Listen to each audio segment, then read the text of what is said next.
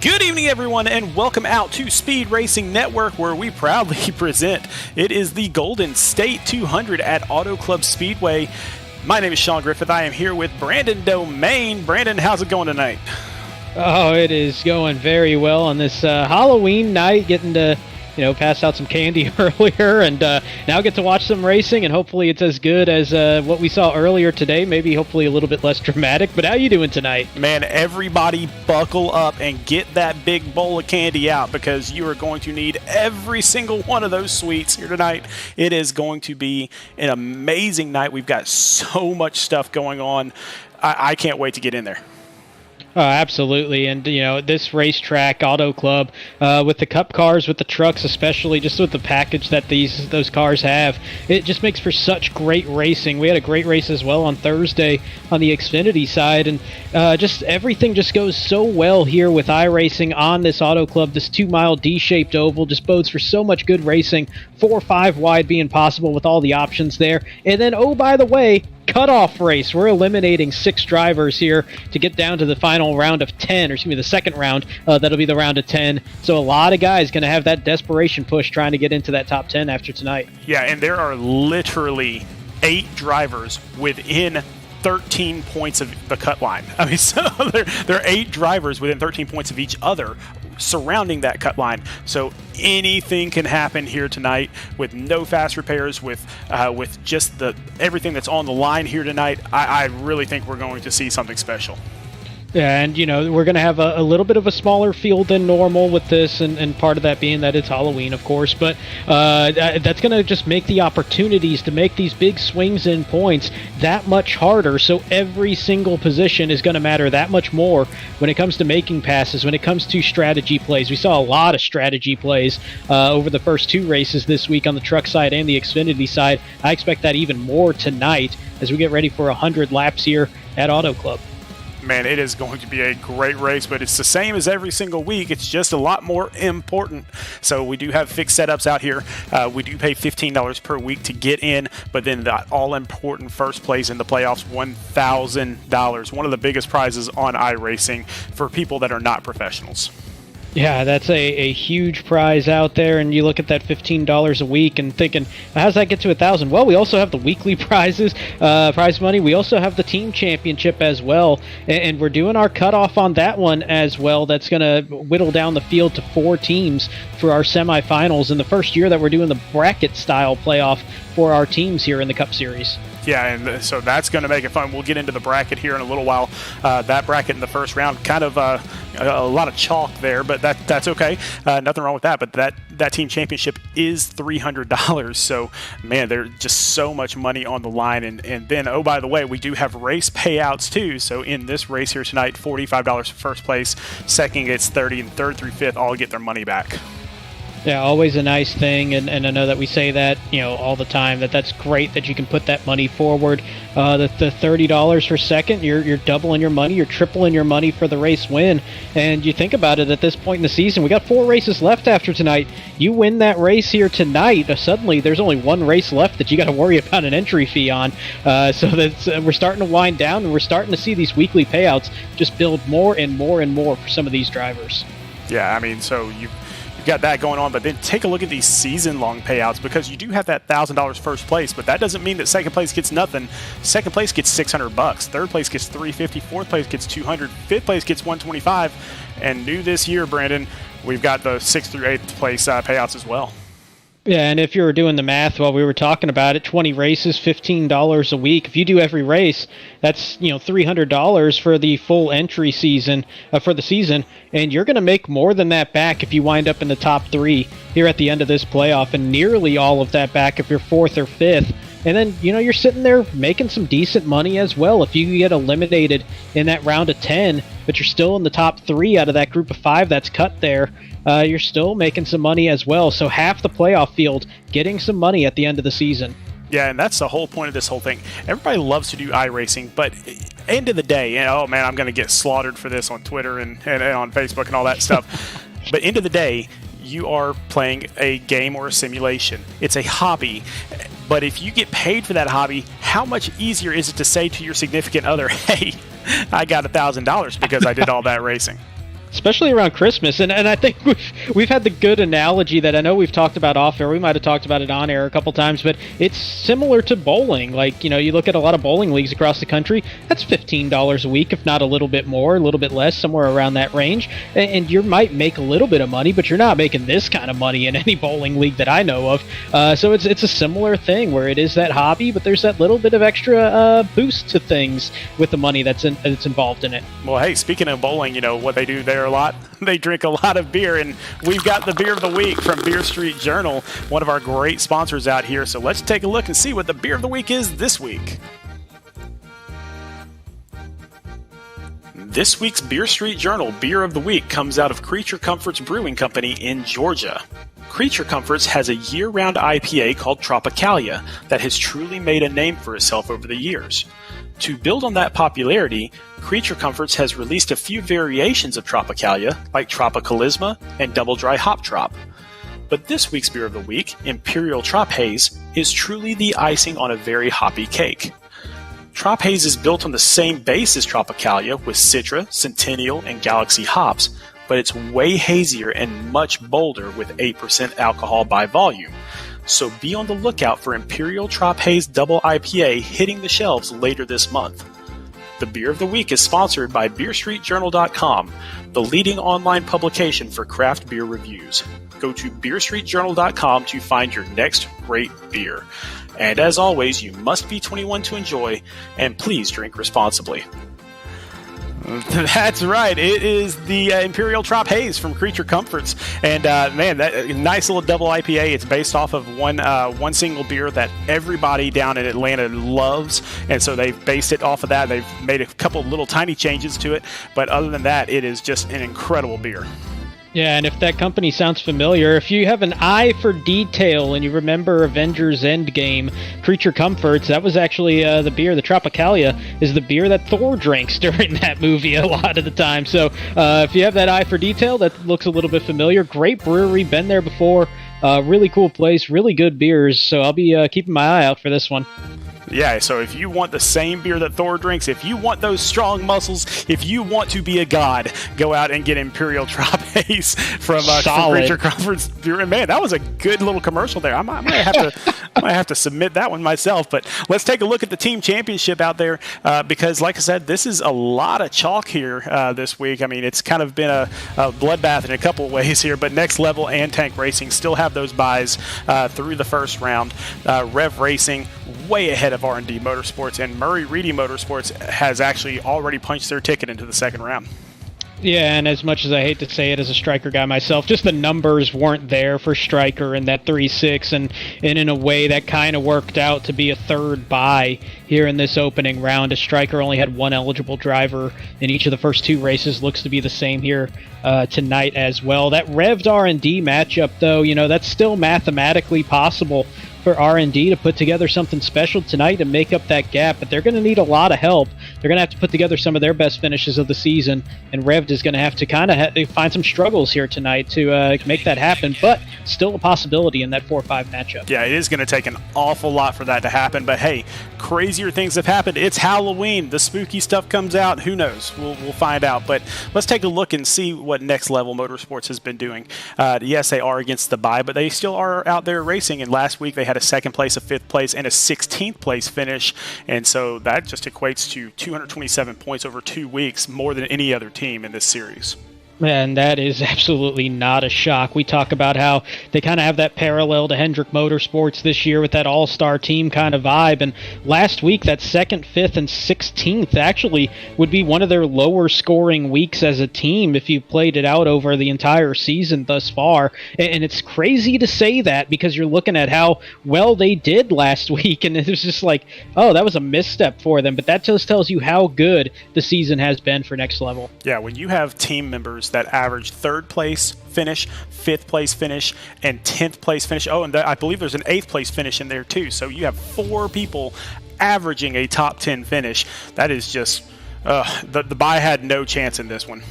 No, the bye definitely got smoked here, and that's a good thing for everybody else that they weren't going up against Next Level here in this round. Well, you never know what's going to happen in the next round, but Tank Racing, they get a bye as well, and let's take a look and see how they did. 3rd place, 6th place, and 13th place, so still not a bad couple of weeks here, so just under 200 points. So in this series, basically, if you hit 100 points as a team per week, you're going to be pretty close to the top. Absolutely, and I mean, you're looking at a 3rd, a 6th, and a 13th. That's a really solid run right there as well. And Tank has really quietly been just about as good as Next Level for much of the season. They've had a couple weeks where there were some missteps. They weren't pulling away the wins like Next Level was, and those bonus points really made a difference as things played out throughout the entirety of the season. But I would not count Tank out of this playoff as well. Next Level obviously feels like the favorite. Tank isn't far off. Well, then our 3rd place team here, so Murray Reedy Motorsports, they're taking on Stryker Motorsports. That one's already over. It's already been decided. But if you look at their team, they've got 203 points through 2 weeks. So they're averaging over that 100-point range themselves. And that's really easy to do when you have last season's champ on fire right now. He's on fire, and I think this team entirely is on fire at the moment. I mean, you're looking at 3 top 10s last week in our race at Kentucky, and that's, just Healy was dominant in that race. Kyle Benson had a really strong showing. Austin Reedy had to kind of bounce around a bit, but went back to where he was, where he felt like he was going to be in that 8th place finish. So that was a really solid week. And you look at it, they're actually outscoring Tank this week. So that 2-3 matchup that we should be seeing next round could be very, very interesting. It really could be. And finally, we do have our 4th place team, Rev Racing, going up against our 5th place team, R&D Motorsports. And this one's not quite over yet, but the fat lady's warming up. Yeah, definitely warming up. The vocal preparations are in process, but again, mathematically still possible. They're going to need an average of 18th to guarantee advancement. That's not going to be incredibly hard to do. We're looking at a smaller field tonight, but there's still hope there for R&D. Keep in mind that Rev Racing only has 3 drivers out there on the track. R&D Motorsports has 3 drivers on the track as well. And so what could happen in this is if all 3 of Rev Racing bow out really, really super early, and R&D Motorsports has a really good week, there's possibilities there. It's one of those long shots, but sometimes long shots pay off. And hey, R&D's got some of the Disney-inspired cars there with the Rat Pack look, and maybe we'll have a Disney-style come-from-behind finish there. Well, let's move on and let's talk about our actual playoffs for the individuals, because we do have 16 drivers in this round of 15 plus a playoff lucky dog, and 6 of those drivers are on the outside looking in. But take a look at everybody from 6th place all the way down to about 13th place, all within 13 points of each other. So, I mean, anything could happen here tonight. Absolutely, and you're looking at 11 drivers that control their own destiny if they're not already locked in. Kyle Benson goes out and wins tonight. He's automatically in at this rate. I would say all the way down to Michael Politis. You're looking at really strong possibilities that anybody there down to 14th can make the jump into the top 10 here after this race tonight. I'll tell you right now, I do not see Gabriel Ellison on the track at all. I don't see Timothy Latham on the track at all. Now, Timothy Latham was about 37 points above the cut, so it's going to be very, very difficult for him to lose out, even if he's not here. However, it is possible. So definitely he is hoping that some of these guys below him do not win. Yeah, that's a nervy position to be in, but that's a tough spot. But sometimes life takes you away from these things. So hopefully, for his sake, there's not that punishment that he gets eliminated here tonight. Well, let's take a look at our drivers here. So James Holtzer, with 5 wins on the season for Next Level Motorsports, he has been the be-all and an end-all out there. 3rd place average finish for the entire season. You're averaging a podium finish. You're incredible.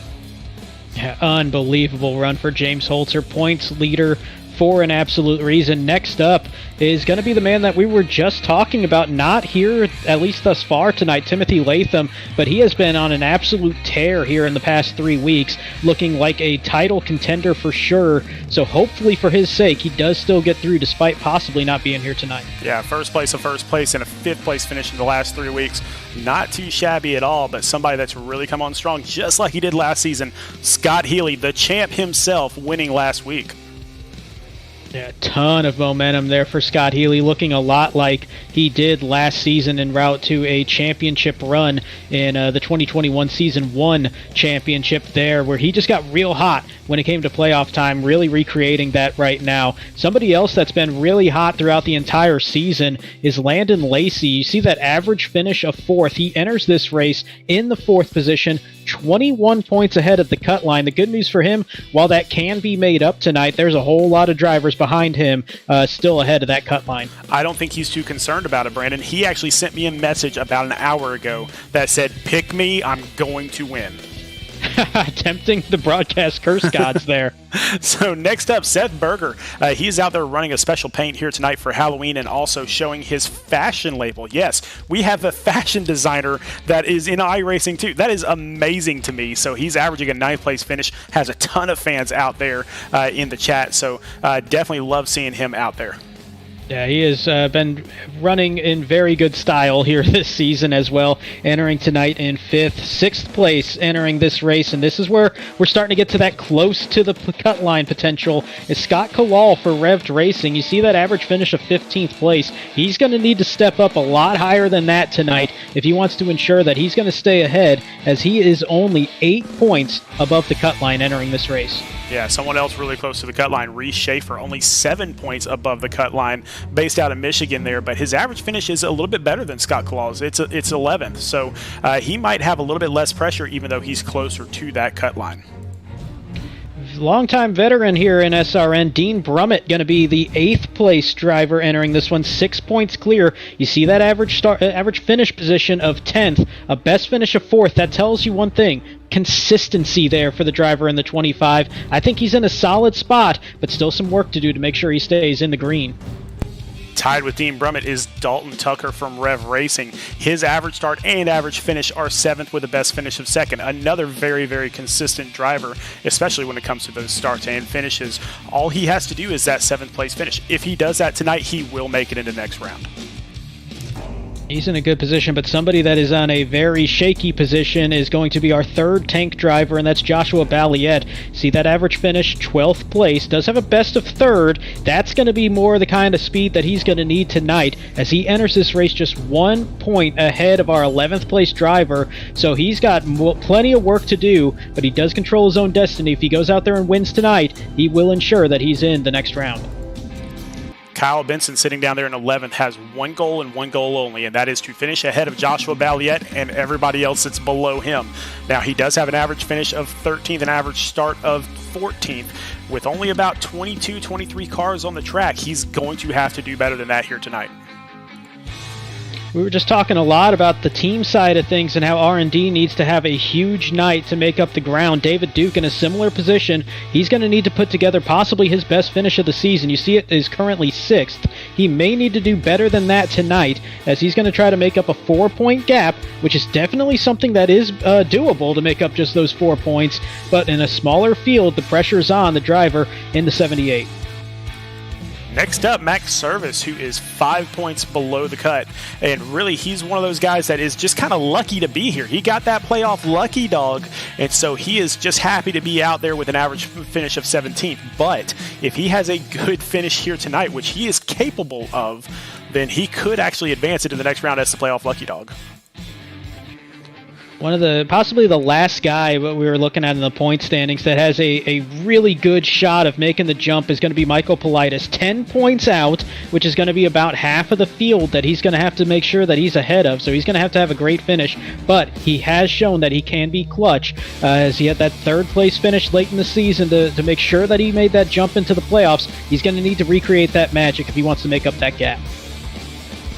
Yeah, Nick Goen is the first of our Next Level Motorsports drivers that is actually outside the cut, and the reason for that, he wasn't here last week.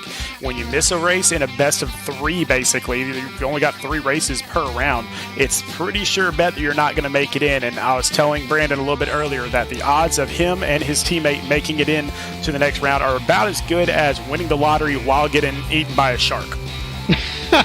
That's such a random analogy, but I absolutely love it. Obviously, Nick doesn't love it. Neither would Gabriel Ellison, who's bringing up the rear of the field. Another driver that is also not here tonight as of right now. So this all might be moot there, but 21 points, the gap that he would have to make up. This would be an absolute miracle. Should he show up, he would have to win and get some help from a lot of other drivers to be able to make up that gap.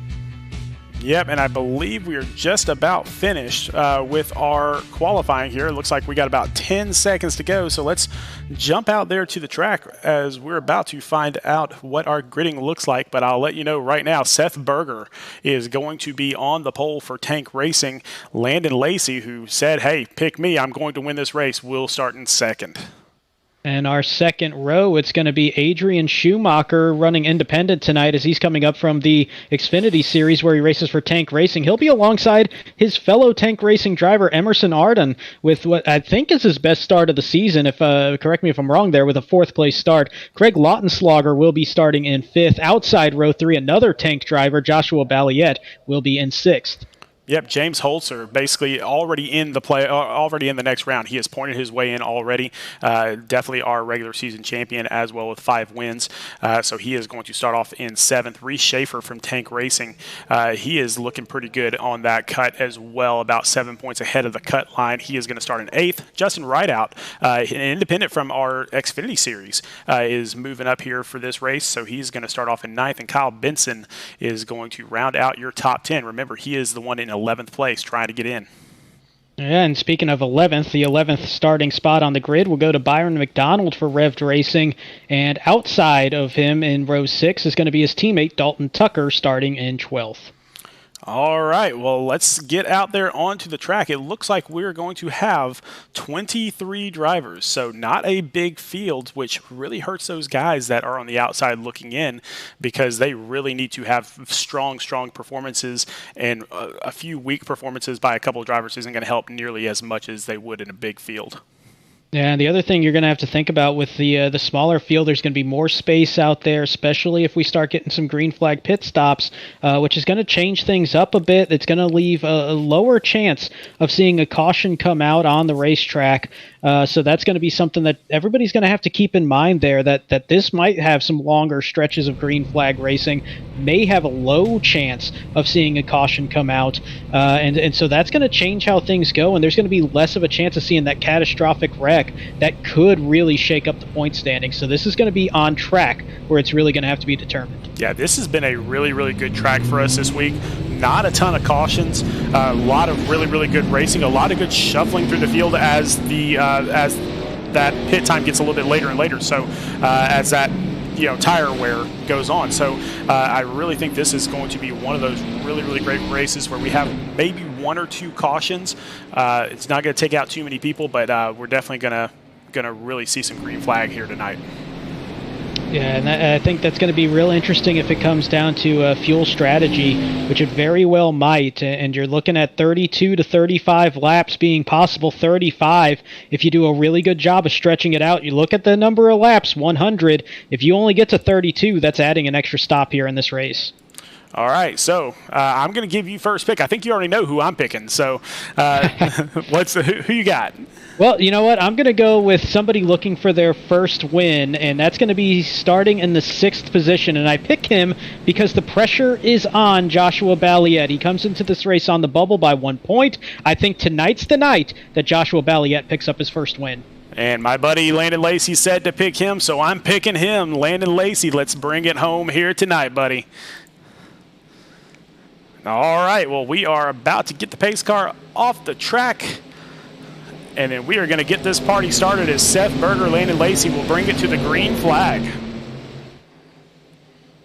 Seth Berger in a beautiful paint. Like we said, that was kind of based off of his fashion design company. So Berg Arts is, I believe, what that's called, and we'll show you that a little bit later as we get a little bit of blinking from Adrian Schumacher already. A little bit of blinking that might make Craig Lautenschlager a little nervy there as they dive into turn one, but you do see that sometimes a little bit more under caution and right at the end of a caution where everybody's all bunched together, just kind of the way that the server works sometimes. But big run down the back straightaway towards turn three. Landon Lacy diving to the inside. You can make a big run here once the tires warm up.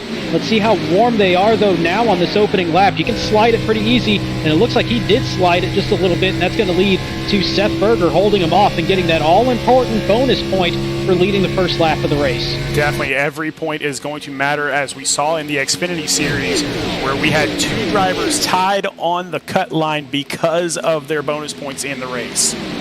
Yeah, and so we're going to have that round of 11, which that's not the first time we're having ties and extending the field when it comes to a playoff round here in SRN. Saw that a couple times last season, but we see it once again in the Xfinity side. Possibly could see it again tonight with how close everything is. Yeah, it looks like things are starting to get sorted out up front, but back towards the back, let's head back towards Scott Healy here in the 8th position. Cars on the inside, cars behind him, cars in front of him. He's just trying to figure out where to go. And this is a real touchy spot, too. Those tires just now getting warmed up enough that you can really find the pace that you want to be running.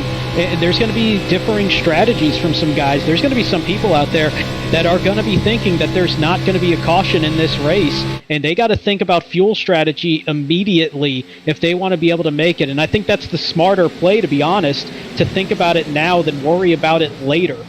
So there's going to be some guys that'll drop back, some that are going to be aggressive. It's going to be a mixed bag when you get to the middle of the field there. Somebody that is dropping back, but it's not because of that. It's James Holtzer, I believe. Oh, and we got wrecking. We got wrecking going on. Max Service, Scott Colal, Dean Brummett, that's Dave a 55. Jordan Sailors, I think I saw in there. James Holtzer went through the grass. Don't think he picked up any damage at all. Not any. Man, that's a good sign of how his season's gone, missing everything in that one. Pretty much. As we check out our first Beer Street Journal wreck replay of the night. We caught it live, but we'll take a closer look at it here as it came off of turn 4. And I think that was Max Service that got into the wall off of 4, and he spun it down towards the inside, and everybody just trying to collect themselves and stay away from it. I think just caused a log jam of cars trying to all hit the same piece of real estate here on this 2-mile oval. There's the contact. Justin Rideout kind of pushing up the track, and I think that's what somewhat started that. Max Service kind of going up a little bit high to avoid, and just kind of caught the wall that little bit. Watch there is the 50 trying to go for that slide job, misjudges it a little bit. Service tried to keep it up against the wall, it looks like, but he came down the track, and everybody just scattered, and some other drivers get collected. Doesn't look like too much damage, though, for anybody. Yeah, let's check in on David Duke, because I saw him.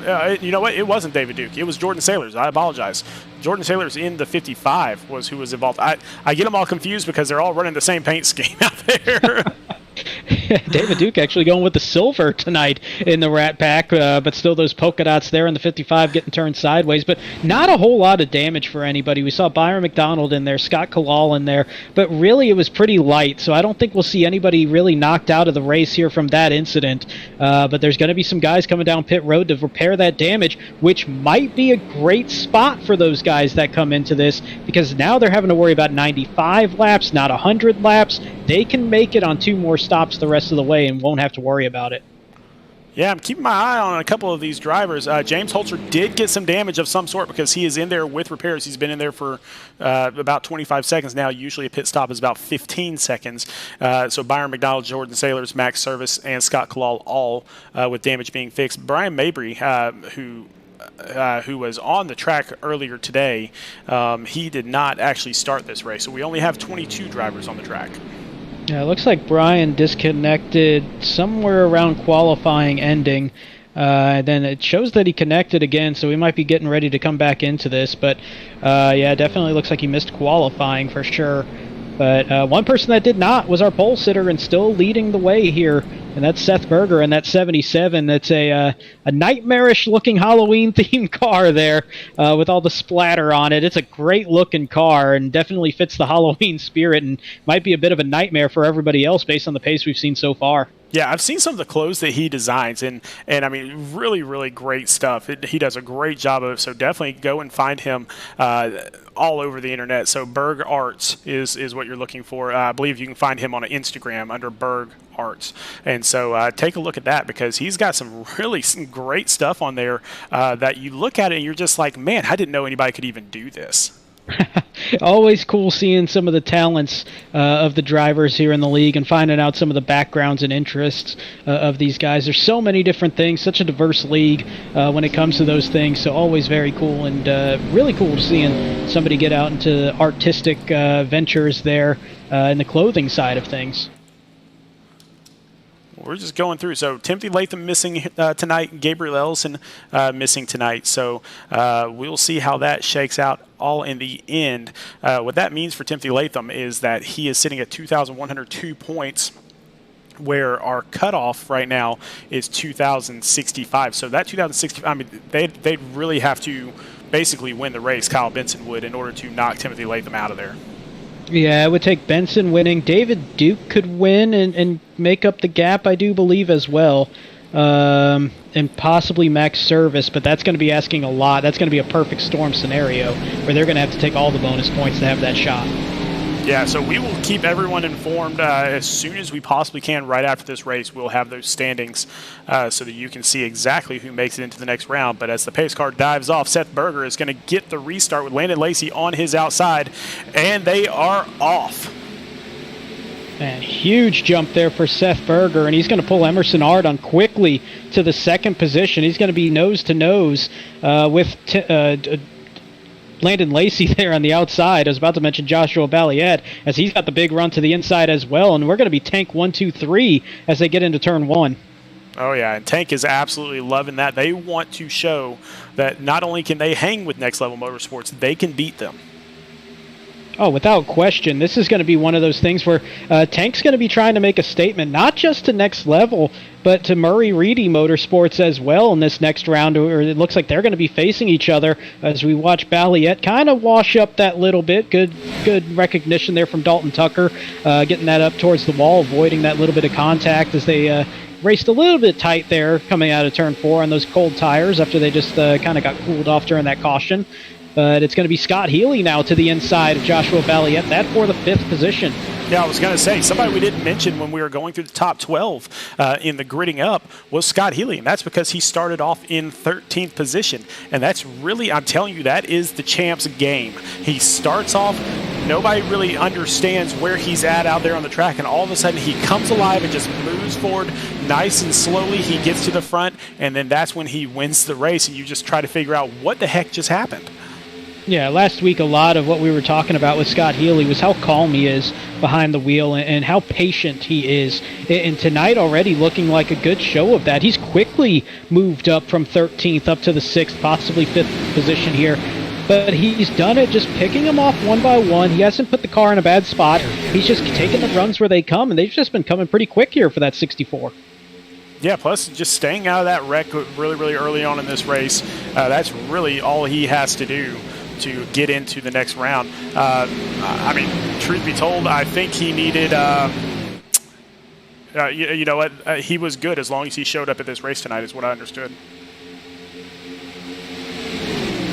So that's going to be a very light night for him then, where he's not going to have to worry a whole lot, as making up that gap is going to be pretty much impossible with the small field. So Scott Healy is sitting in the 6th position. He can be pretty laid back here in this race, but you know he's going to be working on continuing to keep that momentum that he's had over the first couple races of this playoff. Yes, I just did some double checking, and even if he comes in last place in this race, he will still make it in no matter what happens. So Scott Healy, welcome into the second round of the playoffs, my friend. And not a surprise to see the defending champion do just that, and still not a surprise to see Seth Berger continuing to lead, but now getting some pressure from Dalton Tucker, who's charged up to the 2nd position. He's now right on that back bumper of the 77, and going to make a look to the outside to try to make that power move. I think once you get about 8 to 10 laps in under green flag conditions, the outside starts to become a little bit more viable to make some passes compared to that inside line. While the tires are still somewhat fresh, the inside can carry a lot more speed and kind of protect against that. They'll still get the big run on the outside, when they get onto the straightaway, but you're just so much quicker on the inside in the turn that it kind of negates that. As the tires start wearing, the outside's going to carry a little bit more momentum for these guys. And really with Dalton Tucker, a top 10 should be enough for him to get in. And this is kind of, we ran into this on Thursday night as well. You have to remember that this is point racing, and we say it every single week. You do not have to win the race to get into the next round. And a lot of times people will make a big mistake, and we saw that on Thursday night where a driver made a mistake with a few laps to go that kicked him completely out of the playoffs, when had he just stayed where he was, he would have made it in no problem. Yeah, and I know, talking to my teammates on the Xfinity side, I had 3 that were in the playoff in this first round, and every single week probably drove them crazy. But before we took the green flag, one of the last things I would always say is big picture racing. It would also be followed by good luck, but it would always be big picture racing. You got to keep that in mind. You can't be short-sighted by that driver ego that we all have in some sense, where you want to go out there and win every single race. You want to be aggressive. You want to push where you can, but you also got to remember the points. And speaking of points, to the point, 73 looking big on the inside. Got to make that dive carry a lot of momentum. Let's see if he can clear him coming off 4. Yeah, Dalton Tucker knows that the safest place for him is in the lead, and especially if he can get this 1 bonus point. That's really all he needs to help himself out, that 1 bonus point and maybe a top 10. He did not get it that time, though. Seth Berger still led that lap. No, and he's going to be in a little bit of trouble here if everybody stays lined up on the outside. You can get freight trained pretty easy here. The draft still has a good amount of power in it around this 2-mile track, as there's some long straightaways. You're having a lot of time in the throttle, so the aerodynamic benefit of the draft goes a long, long way here. Not quite Daytona Talladega, but it's not too far off. So everybody pretty much lined up until we get back to about 15th place, where you got Jordan Sailors on the outside, Dean Brummett on the inside, fighting over that 14th position. Now that is super important, because Dean Brummett is only 6 spots clear of the cut line right now. So just keep that in mind, that he may need to move up a little bit as he just falls all the way back to 16th as cars are going around him on the outside. And one thing to keep in mind, too, as this race progresses, on the scoring pylon on the left side of the screen, everybody that is currently inside the top 10 entering this race will have their number in green. Everybody in the playoffs but outside of the top 10 entering tonight's race will be in yellow. Everybody not in the playoffs will be in red. And you can see a whole lot of not green numbers there in the top 10. 5 drivers inside the top 10 are playoff top 10 currently. 5 drivers are either out of the playoff or outside of the top 10. So this could be an opportunity for some of these guys that are outside the top 10 to make that charge, as there's not a whole lot going on. Big time contact. Landon Lacy, Emerson Arden. And we are still green. Everyone made it through there. There is definitely some damage. Scott Healy, one of those cars, I believe, that got some damage. At least he is super slow on the inside, but we are still moving forward. So no yellow flag, but we'll have to see how that all shakes out and who starts to fall backwards because of that damage. And that's 2 guys that got caught in that essentially were locked in. Now, Scott Healy is locked in with the way it goes. Landon Lacy needs a 16th or better. Jordan Sailors into the grass. Still not going to be a caution if he keeps this going straight. And, wow, we're having a whole lot going on here, and that is tremendous news for the 77 of Seth Berger, who's going to open up a more than 1 second lead by himself. Problem he'll have is if everybody gets lined up behind him, the draft is going to catch him in a hurry with a ton of momentum behind it. And now they're starting to, but then you got Nick Gowen that drops down to the inside of his own teammate. And there goes Joshua Balliet to follow them. David Duke making it 3 wide here. Oh, more contact. Landon Lacy, Joshua Balliet, as Balliet tried to squeeze through the middle, and more contact. Craig Ladenslogger. Landon Lacy got now we'll get our yellow flag. Caution out finally after the 3rd incident, and huge damage to Landon Lacy. Raul Meza spinning. Scott Kalal slowed through the apron.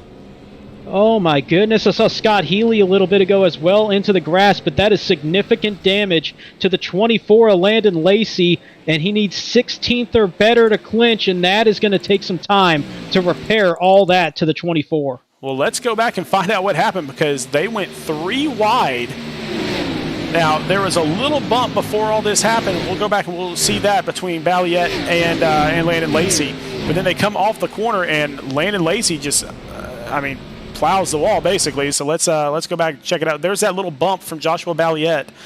And that gets Landon Lacy way outside of his line. And then when he comes down off that top, he gets into Craig Lautenschlager. Yeah, and I think that contact, it didn't look like that car was ever really stable after that. And I think Landon was probably trying to contain that. You can see it still sliding that little bit. It gets real slick when you get way up there, especially this early in the race. And a little bit of netcode, but I think contact was going to happen anyway as he gets into the 10 and the 13 trying to collect it. Craig Lautenschlager, big hit to the outside wall. Kyle Benson gets tapped a few times there. Also gets it to the left rear from the 3 car of Brian Mabry, who connected just to get involved in that wreck, unfortunately for him. But Landon Lacy getting the worst of this one, and that is going to make things real sketchy for him. Dean Brummett. Yeah, Dean Brummett heavily damaged on that as well. And Michael Politis as well. So 2 wrecks tonight. Well, 2 official cautions, I should say. We've had about 4 wrecks tonight, but 2 wrecks leading to caution, each of them with significant playoff implications.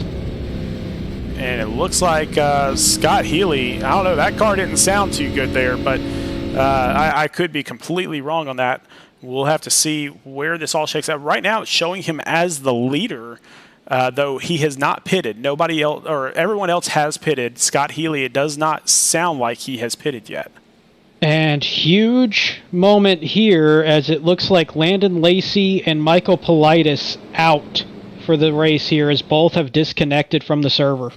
Well, that will essentially end Michael Politis' shot at the playoffs. Landon Lacy was 21 points clear of that cut line. But who this really, truly helps is Kyle Benson, David Duke, Max Service. Now, all 3 of those have been involved in some way, shape, form, or fashion in a little bit of stuff out there. So it doesn't help them too much unless they win. But Lacy still has a shot to make it in here. I don't know how much damage he has, but I would strongly urge him to get back in the car. Yeah, I would 100% say that. I mean, if he's sitting there looking at, 40, 50 minutes of damage, then all right, I understand it. But if you're looking at 30 minutes or less, wait it out. Come back. Get a lap in when you can, because who knows what's going on. There's already one other driver that dropped out at this point. Others have damage. You got to think about every single point you can get, and it's definitely something that's possible. We've seen some playoff drivers in the trucks and in the Xfinity side just wait it out. Pick up an extra position or 2, and that can make all the difference in the end of it.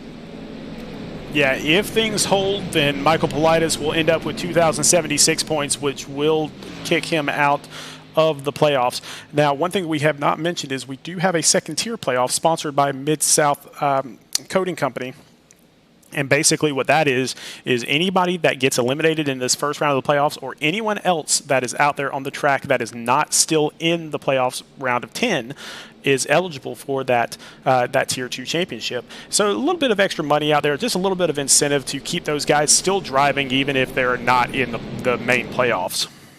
Well, as somebody that is in the running for that in the Xfinity side, I can say thank you to everybody that's put the Tier 2 playoff together. Always nice to have that still being eligible for, and along with the team side of things, of course. And we've had this caution extended 1 extra lap, so the lights were off. They got gridded up side by side, but didn't look like everybody was getting caught up as cleanly as everybody would like. So we're going to take an extra lap here. Adrian Schumacher actually diving back down pit road to top it off, it looks like. That's not going to change a whole lot, though, because you're still looking at 2 stops the rest of the way are needed to make it. Well, again, just kind of looking to see down the list here, because it's just everything's happened so quickly. Kyle Benson had to get 58 seconds worth of repairs done. Remember, James Holtzer had to get repairs done. He even got more repairs done, but he's still slotted in the 10th position right now. Max Service, remember, he was involved in that very first incident. He's back up to 9th now, so it's never over till it's over. And Nick Goen himself outside the cut right now, but right now he's slotted in that first position on the inside of Seth Berger. Yeah, we said it would take about a miracle for him to make it, but he's trying to do his best to set that up. And one thing I do want to go back to as well, Landon Lacy did connect again to the server, maybe just needed a moment to cool off. So he's definitely going to be waiting to see if that damage can get repaired and get back out on track. Yeah, smart move. In the Xfinity Series, we had a driver, Rhett Tucker, who was involved in a wreck in the first couple of laps of a race. He stayed in there and got back out there on the track and ended up going from 30th place to 22nd place in that race. That gave him 8 points. Well, guess what? He's in the second round of the playoffs now because of those 8 points. Yeah, we talk about it all season long. Every single point matters, not just in these cutoff races. It just feels like every point in the cutoff race matters a little bit more. But every move that you make out there can extend your season or cut it off a little bit shorter. Oh, man, here we go. As Nick Gowen brings us back to the green flag. He gets a great jump on the entire pack, but right behind Seth Berger, David Duke, they were side by side, but Seth Berger got a good run on the outside. Yeah, he got a great run there on the outside, but this is the first time we're seeing a green flag lap led by anybody that isn't driving the 77 as Nick Gowen. We saw him making his way through the field after starting in the 15th position. He's now leading the pack as they charge down the back straightaway here, and lap number 22, halfway through this first lap since the restart, and it's still a pretty decent advantage there for the 88, but a big dive into 3 from Seth Berger in the 77 to close that gap back up. Yeah, and when we talk about superstardom here, I mean, again, he's part of the Next Level Motorsports all-star team, basically. And so keep in mind that he was chosen for that team for a reason. He is that good. He is very good, and it was about this time last season in the Xfinity side where it all just came together for Nick Gowen, where he put together those 2 wins. He won at COTA, he won at Charlotte on the Oval, and those were on back-to-back races. Really became a star-making moment there in the playoff for him within SRN and got the attention of everybody that he's going to be a contender if he went to stayed in Xfinity or if he came up to the Cup side. Yeah, I think these drivers are really starting to figure it out that, hey, we just need to kind of relax and get back into this thing. Now, as I say that, Justin Rideout making the pass here on David Duke on the outside. Yeah, I mean, and that's the crazy thing about this track, and it's, I think the cutoff race has added a little bit of intensity, a little bit of adrenaline, and it might be too much here at times for some of the moves that are being made, but this track, you've got 4 or 5 different options, really, to get around these turns, to get down the front straightaway. It's so wide of a track, and yeah, there's going to be some times where, the inside isn't going to work as well, or the tires are too cold to make the outside work. Those things will happen, but you have so much space out there, and I think everybody's just so amped up with the importance of this race that there's just been some poor decisions being made here at times, but they're starting to settle down, I think. I think they're going to realize that there's a lot more space that can be given around this track, and as we watch Seth Berger to the outside, he's got a big push there as well from Joshua Balliet in third, and that's going to push the 77 back out in front. Yep. 77 of Seth Berger back to the lead once again, and again trying to get all the bonus points he can possibly get. Now, as we get into the round of 10, round of 11, depending on ties, all that stuff, but everybody starts off on the same footing. There are no more, you don't get to carry your bonus points into the second round. So the name of the game here tonight is just get in. Absolutely is. Just make it there, and everybody starts off on that clean slate when we get to that next round at 3,000 points, and Seth Berger trying to make sure that he gets there and does so with a bunch of momentum, which is possible with a showing like this. And keep in mind, next week we're going to probably the most unique track that will have the entire playoff as we get ready to go to the Brickyard for Indianapolis, and that is a very difficult track, so there's going to be some guys that really want to carry that momentum. The great thing about that starting the round is it's not going to be in that position where, all right, I got this big gap, I can kind of have that slide, or, oh man, the pressure's on me already. Everybody in that clean slate on a track that difficult, man, that's going to make the start of that next round interesting. Yeah, and we have spoken to a ton of drivers this week, whether it's in interviews or just in Discord, whatever it is, and most of those drivers have said, I've never turned a lap at Indianapolis before. Well, a lot of laps going to be turned this week in practice for sure, and I understood it a lot when it came to the truck drivers. You know, the truck series doesn't run at Indianapolis in real life, and so it doesn't show up in the official races on the server, so it's kind of one of those rare things that you'll see anybody really put a truck race on there or have experience on it. But the Xfinity guys, the Cup guys, like, those are the official races. I think it's unfortunate that there's some that haven't taken that challenge. Oh, David Duke. There's going to be Jordan Sailors up against the wall. Everybody looks like they'll get away from that cleanly, though. But a sketchy moment there, running in the 8th position at the time for Sailors. And going back in the pack here, it looks like Landon Lacy is back on the track. Obviously not running full power, but he is about 4.5 laps down. So he is just out there just in case something else happens at the front of this pack. He has a shot to gain a few more points. And I was about to mention some of the drivers that are outside of the top 10 that could be damaging to him. Nick Gowen, one of those drivers, he's going to be moving back out in front. Getting that little bit of a slide. Oh, Seth Berger going to hang on to it on the outside, it looks like. And Berger still holding on to that lead as Scott Healy trying to get to the outside, but I think he's going to think better of it as he saw Gowen starting to slide up. It gave him that little bit of room there.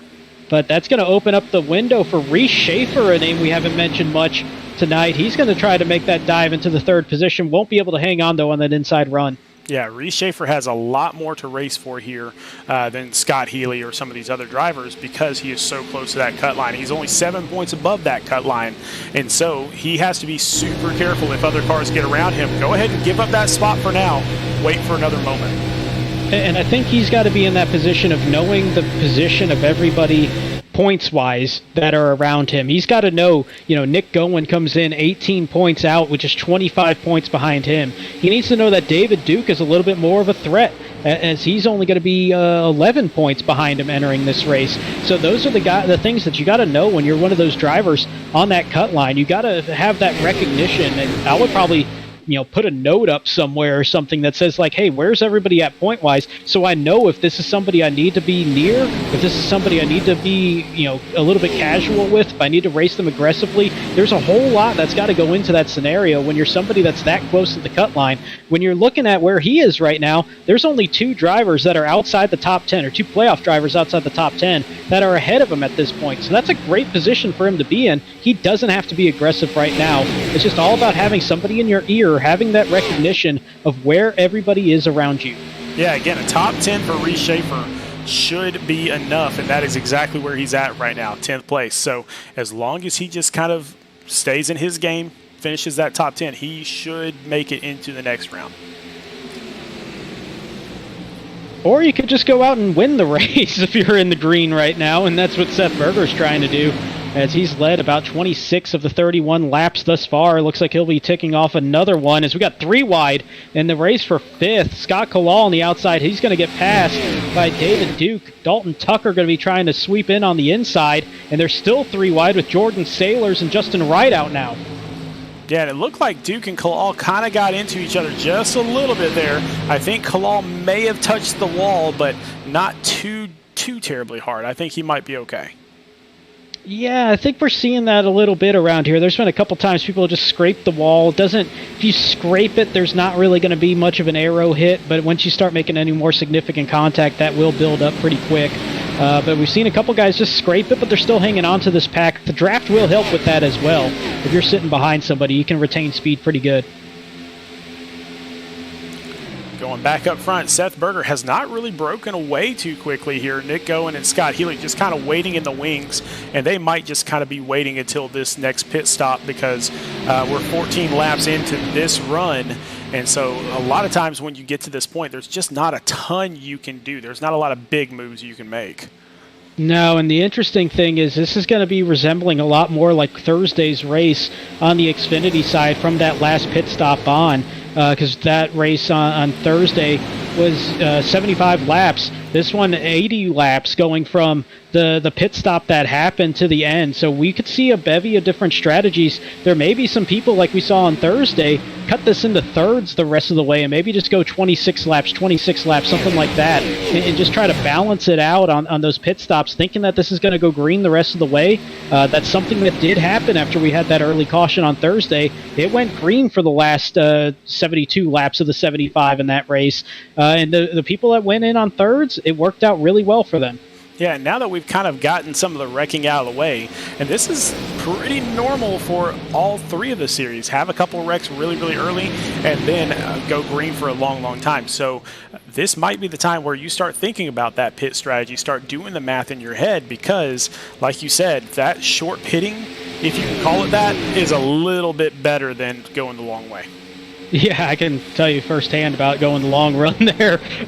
Nothing to run for. I figured I'd take a shot and just extend it as far as I could, and almost had enough to make it. But yeah, that kind of put me in a bad spot for sure, where I was way in the back after trying that. But yeah, I mean, that's one of those things at this track, on the course of a full tire stint, a full fuel run, you're looking at about a second and a half, a second and 3/4 in terms of lap fall off. So if you come in about 5 laps early, as long as you can still make it on the same amount of pit stops, that's going to be a handful of laps where you're going to be close to 2 seconds faster than anybody else around you at that time. And that's going to go a long, long, long way trying to make up some ground. I'll tell you a little bit of inside information here about Seth Berger. He sent me a message a little bit earlier that said, hey, here's my car paint, just in case I don't do very well tonight, don't get a lot of screen time, just wanted to show it to you and let you kind of shout out my fashion brand and stuff like that. Well, buddy, you're getting a little bit of screen time here tonight. Yeah, that's. I mean, he's putting together a great run that looks is as great as that car looks. That's really one of the better paint schemes I think we've seen all season. Just how intricate that is, and you can see I like the shininess there of the red that's on it. As we got a pass going for second place now, as it's Scott Healy to the inside of Nick Gowen. That's a close one. He's going to get a little bit of a shove from Joshua Balliet on the inside, right behind him. And that might be enough for the 64 to take that second spot outright, but it's still going to be close, as Gowen's going to get a big momentum run on the outside, but it might be too little too late. Yeah, Scott Healy, the champ, up into second place now, and he knows how to make it through this championship. He knows how to make it through the playoff structure, because this is exactly how it did last season. Didn't really have a phenomenal race until the very, very last race. This season, kind of the same thing. It hasn't been a bad year, just hasn't been a great year, and all of a sudden he makes it to the playoffs and starts turning it on.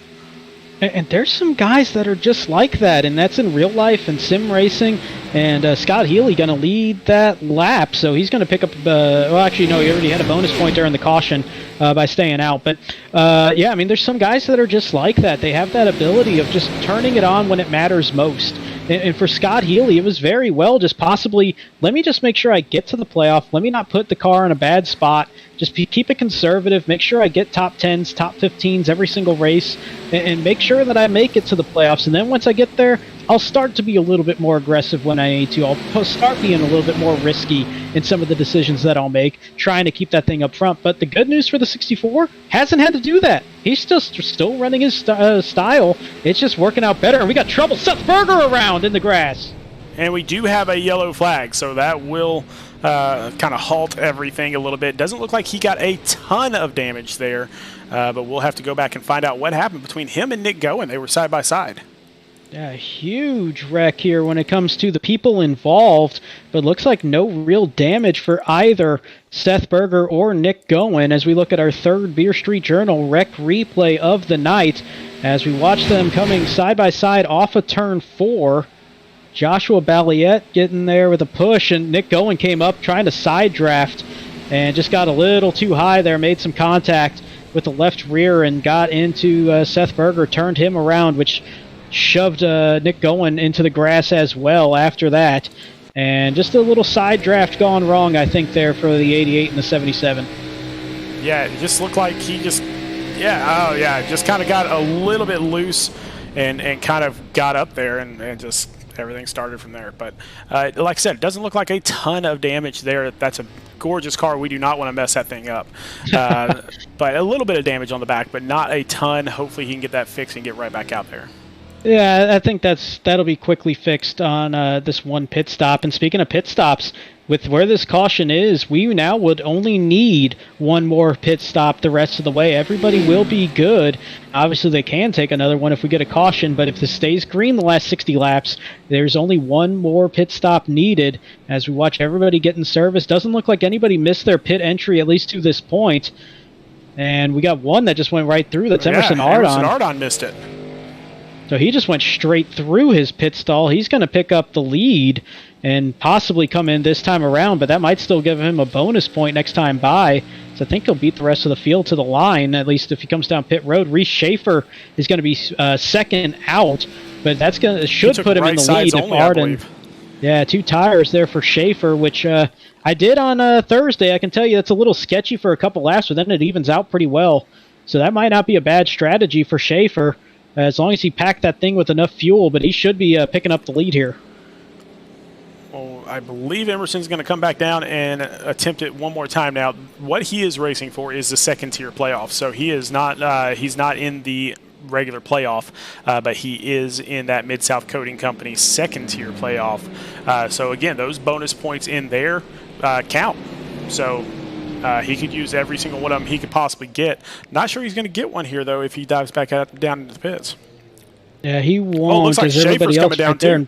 Yeah, Reese Schaefer coming back, and that makes me wonder if he didn't have fuel selected or if he had the wrong strategy in his mind, and he decided to come right back down and correct that. He might not have gotten enough fuel in it. Got me going to pick up the lead there in second, and Joshua Balliet in third, and the big winner right now is going to be David Duke, who's sitting in the 4th position. He's going to be the top driver outside the top 10 in the playoff standings. Kyle Benson, who entered the race in 11th, is going to be in 6th. That's the highest we've seen him up here in the scoring chart so far. Yeah, keep in mind, he got some damage a little bit earlier. In fact, you can see that on the front right side there. You can see some damage there. So he does have a bit of a damaged car, but he is still up there running well. But David Duke with minivanvacations.com, definitely if you need a travel agent, especially for Disney, then check out Allie Duke and Minivan Vacations, sponsoring about 3 or 4 cars out there tonight. Yeah, it feels like Talladega once again with an entire team all sporting the same paint scheme there in some form or fashion. So we look at Jordan Sailors with that matching one. Brian Mabry had the similar polka dot paint scheme as well. But yeah, we're getting ready to go back green here pretty quickly. That wasn't too long of a caution, and a whole lot that happened while we were under yellow. So Scott Healy is going to have the lead as the pace car will dive off here shortly. Dalton Tucker is going to be on his outside. Joshua Balliet and David Duke making up that second row. Right behind them, Justin Rideout and Kyle Benson making up the third row.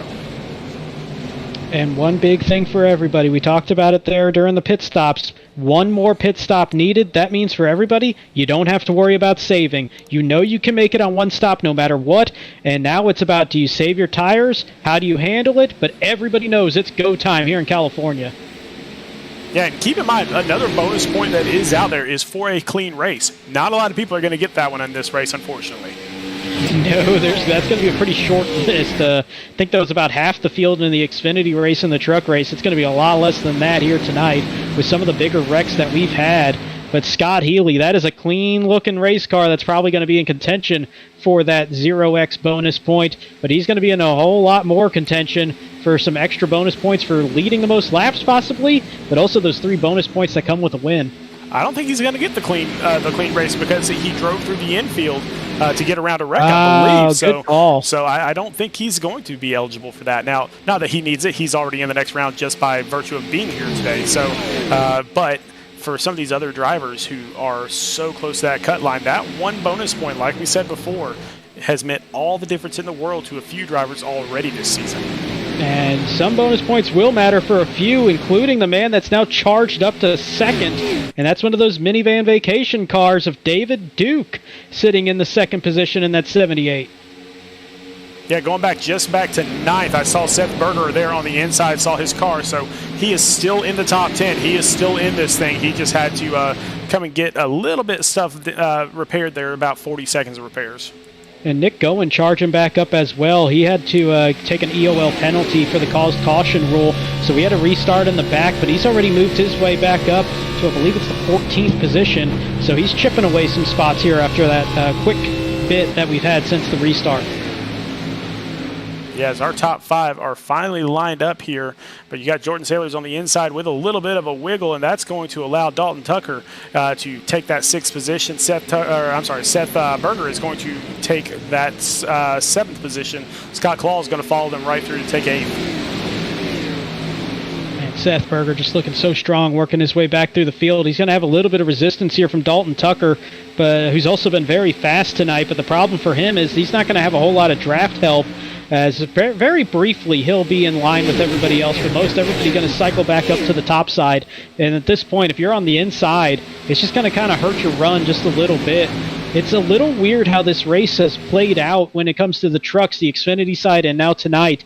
That preferred line kind of changes with where everybody wants to run. So you're kind of in that spot where you want to follow the rest of the pack for the most part, because if you go different from it, unless you get the run where you're moving forward, you're going to go back in a hurry, just getting freight trained by everybody. Yeah, and it looks like the number 50 of Justin Ridehouse trying to get in line there, but and we got a little bit of blinking going on from Scott Healy. That's a nervy one, and it sounds like he's getting a little bit of a note from our admins here, just letting them know, hey, you're starting to blink. We've noted that. That's something to be aware of. If that happens too much more, they're going to ask him to drop to the back and possibly pit should that get more and more excessive. Yeah, but with all these cars as close as they are, that's where that becomes a problem. If you're kind of far apart from each other, it's not as big of a deal because there's nobody so close to you they could get damaged. But what happens, and a lot of people that are watching may not know this, if you blink out, basically the server notes that you are not there. And what could happen is somebody could drive into a spot where you are technically, but the server's not seeing it. When you blink back in, the server will register your car as being there. A wreck will happen. All Hades breaks loose. So that's why that is such a big deal. And that's why, I mean, here in this computer age, yeah, you've got to have good internet. Absolutely, and that's the thing where iRacing is as close to realistic as you can get when it comes to how the cars handle, how the aero happens, how the tires wear, the track surface changes. All that is great. But then there's that pesky technology thing that goes wrong occasionally, and sometimes that has to do with the internet and the way that the server communicates with everything, and that's where you get those problems. So as realistic as iRacing tries to make it, sometimes you have that little bit of a flaw with that blinking, but it's something that's just an added little skill level on how to handle that for these drivers when they're near somebody that's having those issues. Seth Berger back up to 3rd place after his little incident there with Nick Goen. So it doesn't look like he's got enough damage to really worry about as he is charging hard. And one thing I'll say is kind of checking back in while Seth Berger's making his way through the field, as is Nick Goen up to 12th. I want to mention Landon Lacy still sitting there in the 18th position, 3 laps down.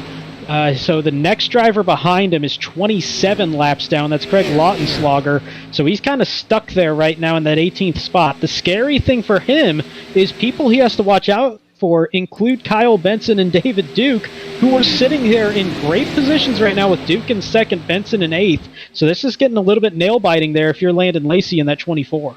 Yeah, as it sits right now, just doing rough math, David Duke would be in. I think Landon Lacy would actually still be in at this point, but if some other stuff changes, that could change very quickly. Yeah, that's not a safe bet for him, especially if David Duke can make this pass and take the lead. He'll pick up a bonus point, and, oh wow, photo finish to the line there.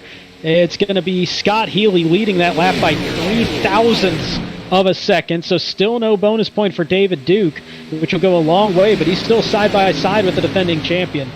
Yeah, and both these drivers, really classy guys and really funny guys too. So I guarantee you that David Duke is probably saying, come on, Scott, just let me lead one, man, come on.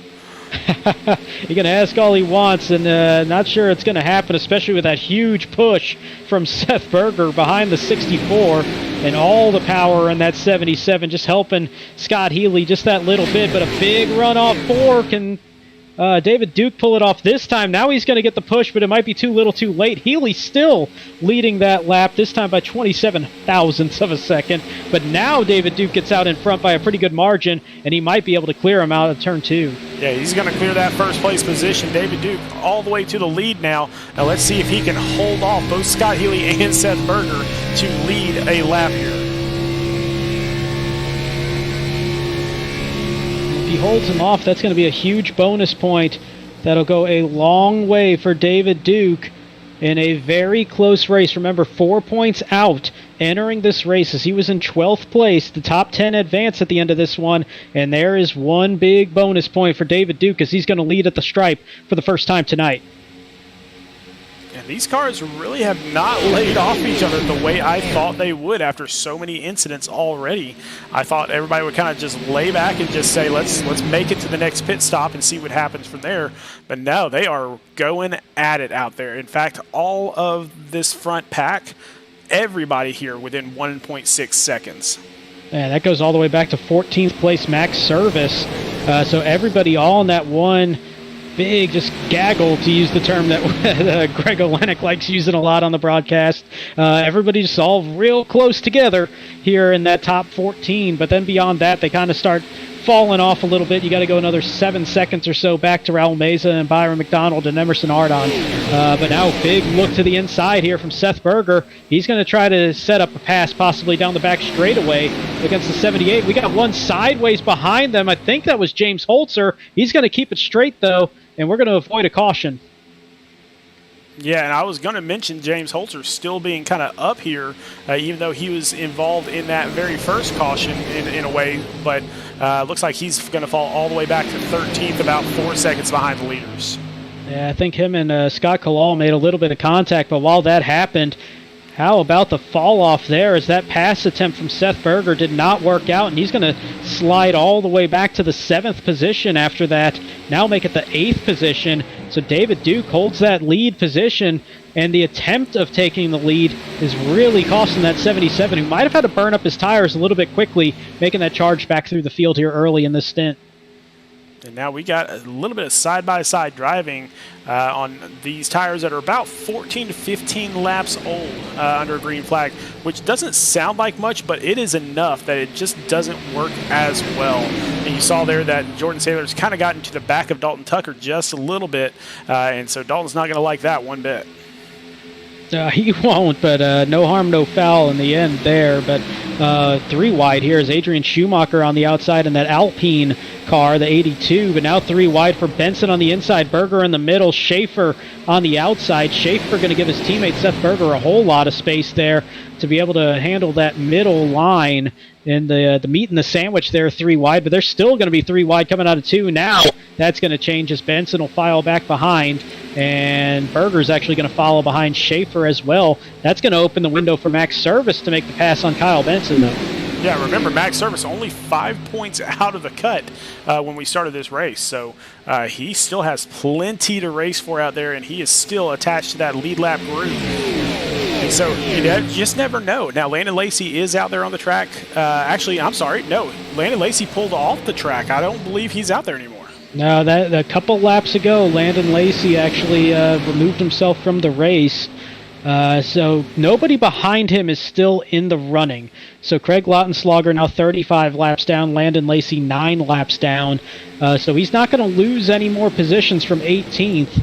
And I think he was kind of feeling that the race is playing out where he doesn't think that there's another spot to be made. And the way that this is going, everybody's starting to spread out and giving each other more space. So that's a choice there from Landon Lacy that we'll have to see how that plays out in the end. But Scott Healy continuing to lead the way, about a quarter second ahead of Joshua Balliette. Now in third and making a look to the inside possibly for second is Nick Gowen, who's moved his way all the way up from the back of the line on that last restart. Yeah, while we were back there towards the back, David Duke really fell off the pace all the way back to 6th place, allowed Scott Healy to not only pass him, but allow that outside line to just completely freight train him there. Yeah, and that's such a helpless feeling. I had that happen very early in the race on Thursday, where I decided to run the inside. It was where I was a little bit more comfortable at that point, but everybody decided to go outside. And by the time I caught up to that idea of everybody running outside, there was just no gap to get back up there. And you start seeing position after position go by because you just don't have that draft with you. And you fall 6-7 spots, and it's just such a helpless feeling. For David Duke, he got back in line decently quick, only lost a couple of spots there in the end. From where it was where he was trying to make that inside move, but he's still going to slide back to the 6th spot. Still might be enough, though, with the way that this has worked out for a couple of these guys inside the top 10 entering tonight. You know, another really interesting thing that's going on right now, Dean Brummett's still in the pits from that earlier wreck. Looks like his engine blew, but he's been in there for about 33 minutes now. However, he's only 1 lap behind Craig Lautenschlager, who is already out of this race. So if he can get that car back on the track, even for a lap, then he will gain that 1 extra point. And like I said, you just never know. Actually, I think he would pick up 2 spots because Travis Trevelyan out as well. His grid spot, I think, was 1 farther up on pit road than Dean Brummett. So if Brummett can get back out there, that's 2 spots he would pick up just by running 1 lap. So that could be a huge deal for the guy that entered in 8th place, 6 points ahead of Kyle Benson, who's still running right around the top 10 at this point. And there's just no way to know what the math is going to do until we get to the very, very end of this race. But you got to give yourself every single chance that you possibly can. You can't hold back and think, I'll be okay. There's no thinking that way. You just don't know. In fact, we had an instance of a driver that didn't even get into the playoffs this season because they thought that they were far enough ahead that it was okay, and they ended up losing out. Yeah, that's a tough break, and it's one of those things where you just sit there and think, am I doing everything I can to maximize my points, to minimize the damage that I'm receiving in this moment? I know that the way that my anxiety-riddled brain works, if I'd made that choice of it's good enough and it wasn't good enough, I would be kicking myself for so long knowing that I didn't do everything I could to make sure that I stayed in this and tried to advance to the next round. As much side-by-side racing here, David Duke on the inside, Adrian Schumacher on the outside. As one thing I do want to point out, 8th and 9th place, a couple of our Xfinity drivers sitting there inside the top 10 with some good showings here tonight so far. Yeah, they're doing a great job up there. Some of these drivers just doing everything they can to get back into it, and Nick Gowen is the one that's really behind the 8 ball because he missed last week's race. Like we said before, it's not an impossible thing for him to get in. It is just extremely improbable, but he has to win. There is no other choice for him.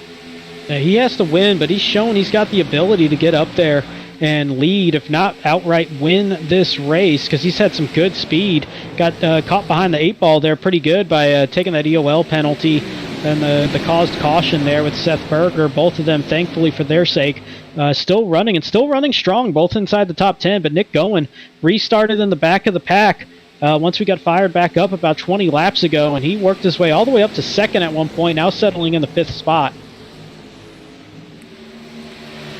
As we go back to the front, as Scott Healy starting to kind of pull away a little bit, and this is what that kind of relaxed style of racing does for you in the end.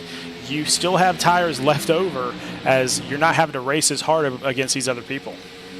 He can conserve that little bit of tires, and he's not really going to be conserving much fuel, but thankfully for everybody, that's not something that they have to worry about. But what I would say is I would expect that we would see everybody making that pit stop right around lap 70, cutting that in half from that last pit stop, going 30 laps and 30 laps. That would protect them pretty well from really having to worry about anything. One thing that will do, and this is going to be in the benefit of Scott Healy, is the way that caution played out and the positioning in the rest of the race. It's really going to limit the possibility of any undercut where somebody behind him could possibly come in, get some quicker tires out there for quicker laps out there on fresh tires for a couple laps. That's really not going to happen because you know that you need at least 32 laps, and so at most you might get 1 or 2 laps of an undercut against what the plan should be for a lot of these guys. Just checking in with Dean Brummett, and he said he still has another 15 minutes of repairs before he can get out there and get that one extra spot. But like we said before, get every spot you can possibly get. You just never know. If we had to stop the race right now, yes, he would be out. But again, you just never know what's going to happen here in the next 30 laps or so. Yeah, I mean, and that's, 15 minutes. You're looking at about 20 laps. If everything stays green, that's still 16 laps left at the end of that repair. So he can very easily get back out there for one lap and run it on the apron. That's actually something that I did, I forget which race it was, but got some heavy damage pretty early on in that race, but knew that about 5 others did as well, and got back out there, ran one lap, picked up 5 spots, and that almost did the job of getting me into the playoff on the Xfinity side. So that's one of those things, you got to think about that, and I love that he's staying there and sitting and waiting for that damage to be fixed so he can maximize every single point he can get tonight. There's an outside chance if we get another caution or two that Dean could catch Landon Lacy. Let's see, he's 27 laps behind. No, I mean, it would take an awful lot for that to happen. Yeah, I don't think that's really going to work out with, I think he'll only have about 16 laps left when the damage is repaired.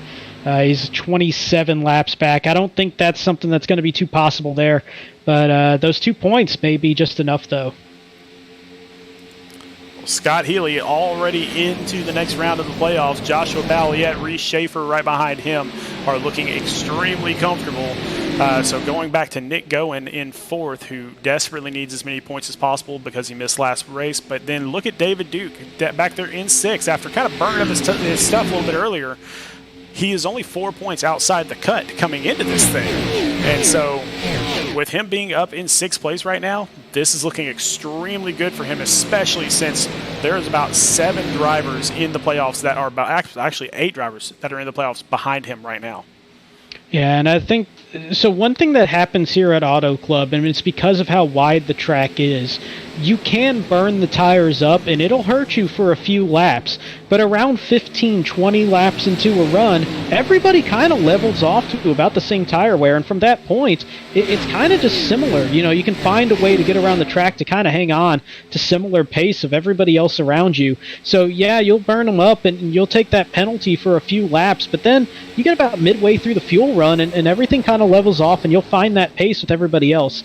You can do a good job if you can serve well enough that you'll have a little bit of extra speed than everybody, but for the most part, you're not going to be too penalized in the long run if you burn up those tires a little bit too much. You can overdo it. That's always possible, but if it's within reason, you'll still be holding a similar pace, and I think that's what's happening here for the 78. One other person I want to kind of point out here while we got this run still going before we get to this pit stop, absolute attaboy to Joshua Balliet in the 7. Running in the 2nd position, our bubble driver knew that the only way he could clinch was by winning the race tonight, but he's sitting there doing exactly what he needs to do, and he's actually in really good position to potentially pick up his first win tonight in the process. Yeah, and a beautiful Teespring car as well, as he's had pretty much the entire season. And so it has been a real joy to watch some of these drivers out here. Tank Racing has really put together a great team in all 3 series.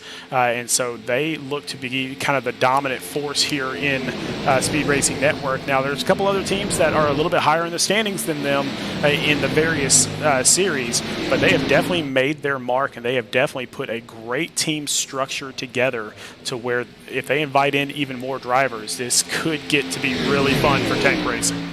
Yeah, I think of the teams that were here last season, so not counting all the new teams, but I think this is quite easily the most improved team that we've seen across all 3 levels is Tank Racing. They've done a fantastic job this season, and it's showing here tonight. They got drivers in 2nd, 3rd, and 7th right now here in this race, so they're having a fantastic performance from their 3 drivers that have really done a tremendous job all season long. They're showing up here tonight in a big way where it matters most in trying to advance to that 2nd round. Oh yeah, they work their tails off at every single one of these tracks But mark my words, they have more fun out there than any other team out there, and that includes those do-gooders too. But Tank Racing, after every single race, a lot of times they'll jump into the chat with me and stuff like that, and I am crying. I'm laughing so hard at them. It is just so much fun to be around those guys. Yeah, great camaraderie there. I think, and this isn't a shot at any team, but I think they might have the most camaraderie of any team, just because you see them from all levels getting together and doing things in the Discord chat and having post-race and working together with spotters and all of that. Just the way that they work together is just so refreshing, and I think we're about to see pit stops starting here. Yep, Dalton Tucker pulling off the track onto pit road. I think Seth Berger following him, as well as David Duke and Jordan Sailors as well. So 4 of our top 10 drivers coming in on lap 71. Yep, it has begun, and we will see if anybody follows suit this lap around. Scott Healy doesn't really have to, because again, he's already in the next round of the playoffs.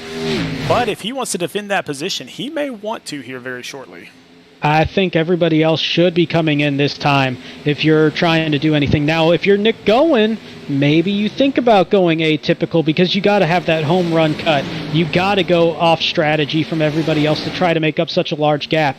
But Scott Healy, here he comes down pit road, so he's going to try to protect his lead from the undercut. He's only going to lose 1 lap of time there, and Kyle Benson going to be following him as well. Yep, so the champ in the pits right now, but that turns it over to Joshua Balliet. And then his teammate, Reese Schaefer, on the outside. Nick Gowen still trying to get around these guys. Balliet did pick up a bonus point for leading that lap last time by, and that's going to be huge for the bubble driver entering this one. He's going to come down pit road this time as Dalton Tucker to the inside. Is that just the way that the graphic is working, or has that car got some damage? I can't really think that's just the way that the graphic is. Yeah, I believe so. I don't think he's got too much damage. But either way, Joshua Balliet to pit road, and that's going to give the lead to Reese Schaefer, another driver that needs to pick up those bonus points. So that's the choice that they're having to make there. You're sacrificing a little bit of positioning on the track to pick up that 1 bonus point. Now the question is going to be, do you go out there and make up more than that 1 point? Because you're going to be losing at least a spot or 2 in the process. So is that going to be worth it in the long run? So we check back in on Dalton Tucker, and oh yeah, he's got some front end damage there for sure. Yeah, he had to have hit something at some point, but it doesn't look like it's hurting him too badly right now. But Reese Schaefer still maintains his lead as some of these other guys get out of the pits. And Reese Schaefer, Nick Gowen going to jump into the pits. Nick Gowen going to try to make the pass on pit road. And the fact that Gowen came in this time, that kind of tells me that I don't think he had much left in fuel where he thought he could make it around one more time. I was pretty certain that he was going to try to grab the lead there for that lap. Actually, you know what? He did have the bonus point already for leading a lap. I forgot about that there in the moment, so ignore everything I was just going with there. No problem. But Adrian Schumacher, one of our Xfinity drivers, up here in first place, and Justin Rideout in second place back there. Really not racing for a ton here except for just the prize money here tonight. James Holtzer and Max Service also staying out so far. So the top 4 right now have not pitted yet. Top 4 haven't pitted, and on track it's going to be a battle between Reese Schaefer and Nick Gowen for who's going to be the leader, and Dalton Tucker as well. But still out in front is going to be Adrian Schumacher continuing to hold on as Schaefer now on the track. He's actually going to fall back a little bit farther than it looked like he would as you see Seth Berger, and I believe that was Max Service going by. Adrian Schumacher possibly going to get by as well to put him a lap down. Looks like he'll be doing that to Nick Gowen here, but that's going to be very brief before Schumacher and the rest of those guys staying out will make their stop, and I think that's going to be happening this time. You know, anybody that wants to know kind of what these new paint schemes and new number placements and stuff like that are going to look like, look at this car. And I was confused. I had no idea that he was the number 82 until I saw this view. You thought he was the number 4 of something? Yeah, exactly, there. Exactly. So you never know, man. But now everybody that had not pitted is in the pits, and Dalton Tucker looks like he will be the leader with David Duke following less than a second behind. Yeah, and he's going to have Scott Healy right on his back bumper. So the top 3 actually going to be about a couple seconds ahead of the Tank Racing trio of Seth Berger, Joshua Balliet, and Reese Schaefer. And then Kyle Benson going to be right there with them. So the top 7 actually going to be a lot more spread out than we've seen. But one thing is, that's a pretty good parachute on the front of Dalton Tucker's Mustang that's going to be leaving him in a position where he might get caught and might get passed pretty easily there from the aero damage that he's got. Yeah, David Duke getting a good push from Scott Healy here. I think they will eventually catch up to Dalton Tucker, give it a couple more laps, and they'll be there. But then the question is, can you pass him, and how long can you stay ahead? And it looks like Dalton actually trying to break the draft a little bit, doing that Indy style kind of thing where you dive towards the inside and just kind of shake up that line a bit, cut off some of that draft factor. But I think it's only a matter of time before they get to the back bumper. And if Healy and Duke work together, they should get by him right about the time that they catch him. But if they decide to go with differing strategies, that could keep the 73 out in front a little bit longer. Yeah, I think breaking that draft really only works if the car behind you doesn't already have somebody pushing him. Yeah. And so that's kind of the issue here. But just by doing that, I think it just kind of allowed David Duke and Scott Healy to catch up even quicker. And David Duke is going to be able to take a look here on this next turn, I believe. And there's the dive to the inside, and Scott Healy going to go right behind him. And so we should be seeing probably at the stripe this time, new leader should be David Duke, but we'll see how that plays out as he's got that inside run. Can the outside hold the momentum even with that damage? Does not look so. And David Duke going to be back to the point here with 22 laps to go. Yeah, Scott Healy, for a brief moment there, it looked like he might get behind Dalton Tucker, but chose better and got behind David Duke, and now Scott Healy up to the second position. I feel like that was actually the idea, and we saw him make that dive to the inside, didn't have quite enough on it, but I think he was trying to break that draft with David Duke enough where he didn't push him so far out in front that he might actually have that little bit of recoil there where you kind of break that draft with the person you're pushing, slows them up that little bit. You're still in a draft behind the car that you chose to go behind, which in this case was Dalton Tucker, and still kind of slingshot yourself by there, to use that old cliche term from good old Days of Thunder. Everybody knows what I'm talking about there. But he just didn't quite get enough of a run there to pull that off. Days of Thunder? What is Days of... I'm just kidding. No, I'm just kidding. Seen that movie so many times, my daughter hates me.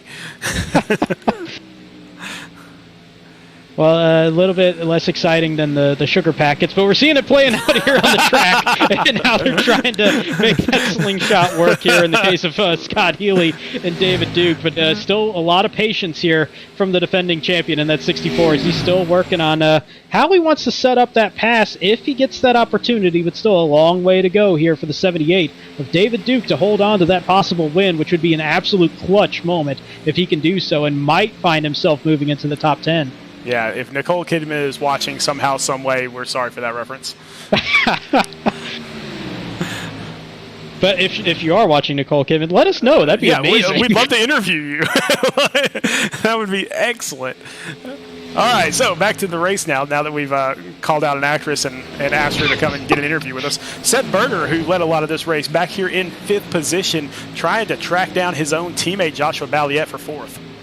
Yeah, and we've seen them make a little bit of a move up closer now, down to a second and a half from about 2.5 seconds behind Dalton Tucker in the top 3 when we first noticed the pit stops happening that was cycling Dalton Tucker to the front. So they've cut down about a second or so on that interval, and they're doing so with just that 2-car tandem right now as Reese Schaefer kind of fell off by about a second and a half, but they've done a good job of staying in line while that lead 3 were trying to trade positions there for that little bit, and I think that just let them reel them in just a little bit. And keep in mind, they do have a little bit fresher tires, at least Joshua Balliet does. Him and Reese Schaefer were the latest to pit here in the top 5. Yeah, so we're just watching to see exactly how long it takes for them to catch up. They're still a second and a half behind, so that has held pretty firm. But David Duke still leads this thing as Scott Healy decides to drop down and try to make this move. Yeah, he didn't quite get a huge run. Don't think that's going to be enough, especially if Dalton Tucker gives that push to Duke on the outside. But still hanging on there. He's going to put the nose to that right or the left rear tire. Now he's going to pull side by side. Did a good job with a little bit of side drafting there. And now he's going to clear him going into 3. And that might have some heavy implications when it comes to the playoff positioning. Yeah, Scott Healy retakes the lead here. He would love to go back-to-back as he won last week. And that is scary for everybody else here in the Cup playoff, that you're seeing the defending champion who used a huge momentum surge in the playoffs last year to get it done with that win in Texas to cap it off to get the championship. And he's looking very, very similar to what he did last season here once again, getting hot at the right time. And it's almost like in hockey, you talk about the hot goalie is what you want to stick with, and that's normally the team that's going to wind up winning the Stanley Cup.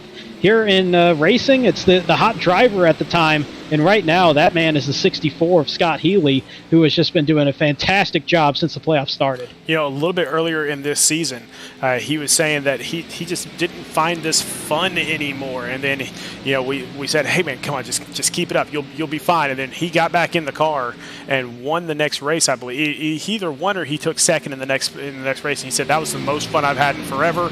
Let's keep doing this. And now here he is in the playoffs, already in the second round of the playoffs, but looking for his second win in the last 2 weeks.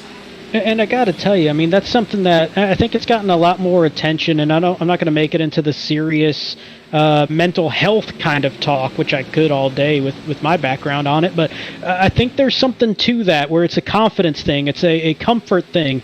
You start thinking about the things like, man, I'm not really enjoying this so much, and kind of mentally taking that break where you're just not doing the same things that you normally are. You're putting more pressure on yourself.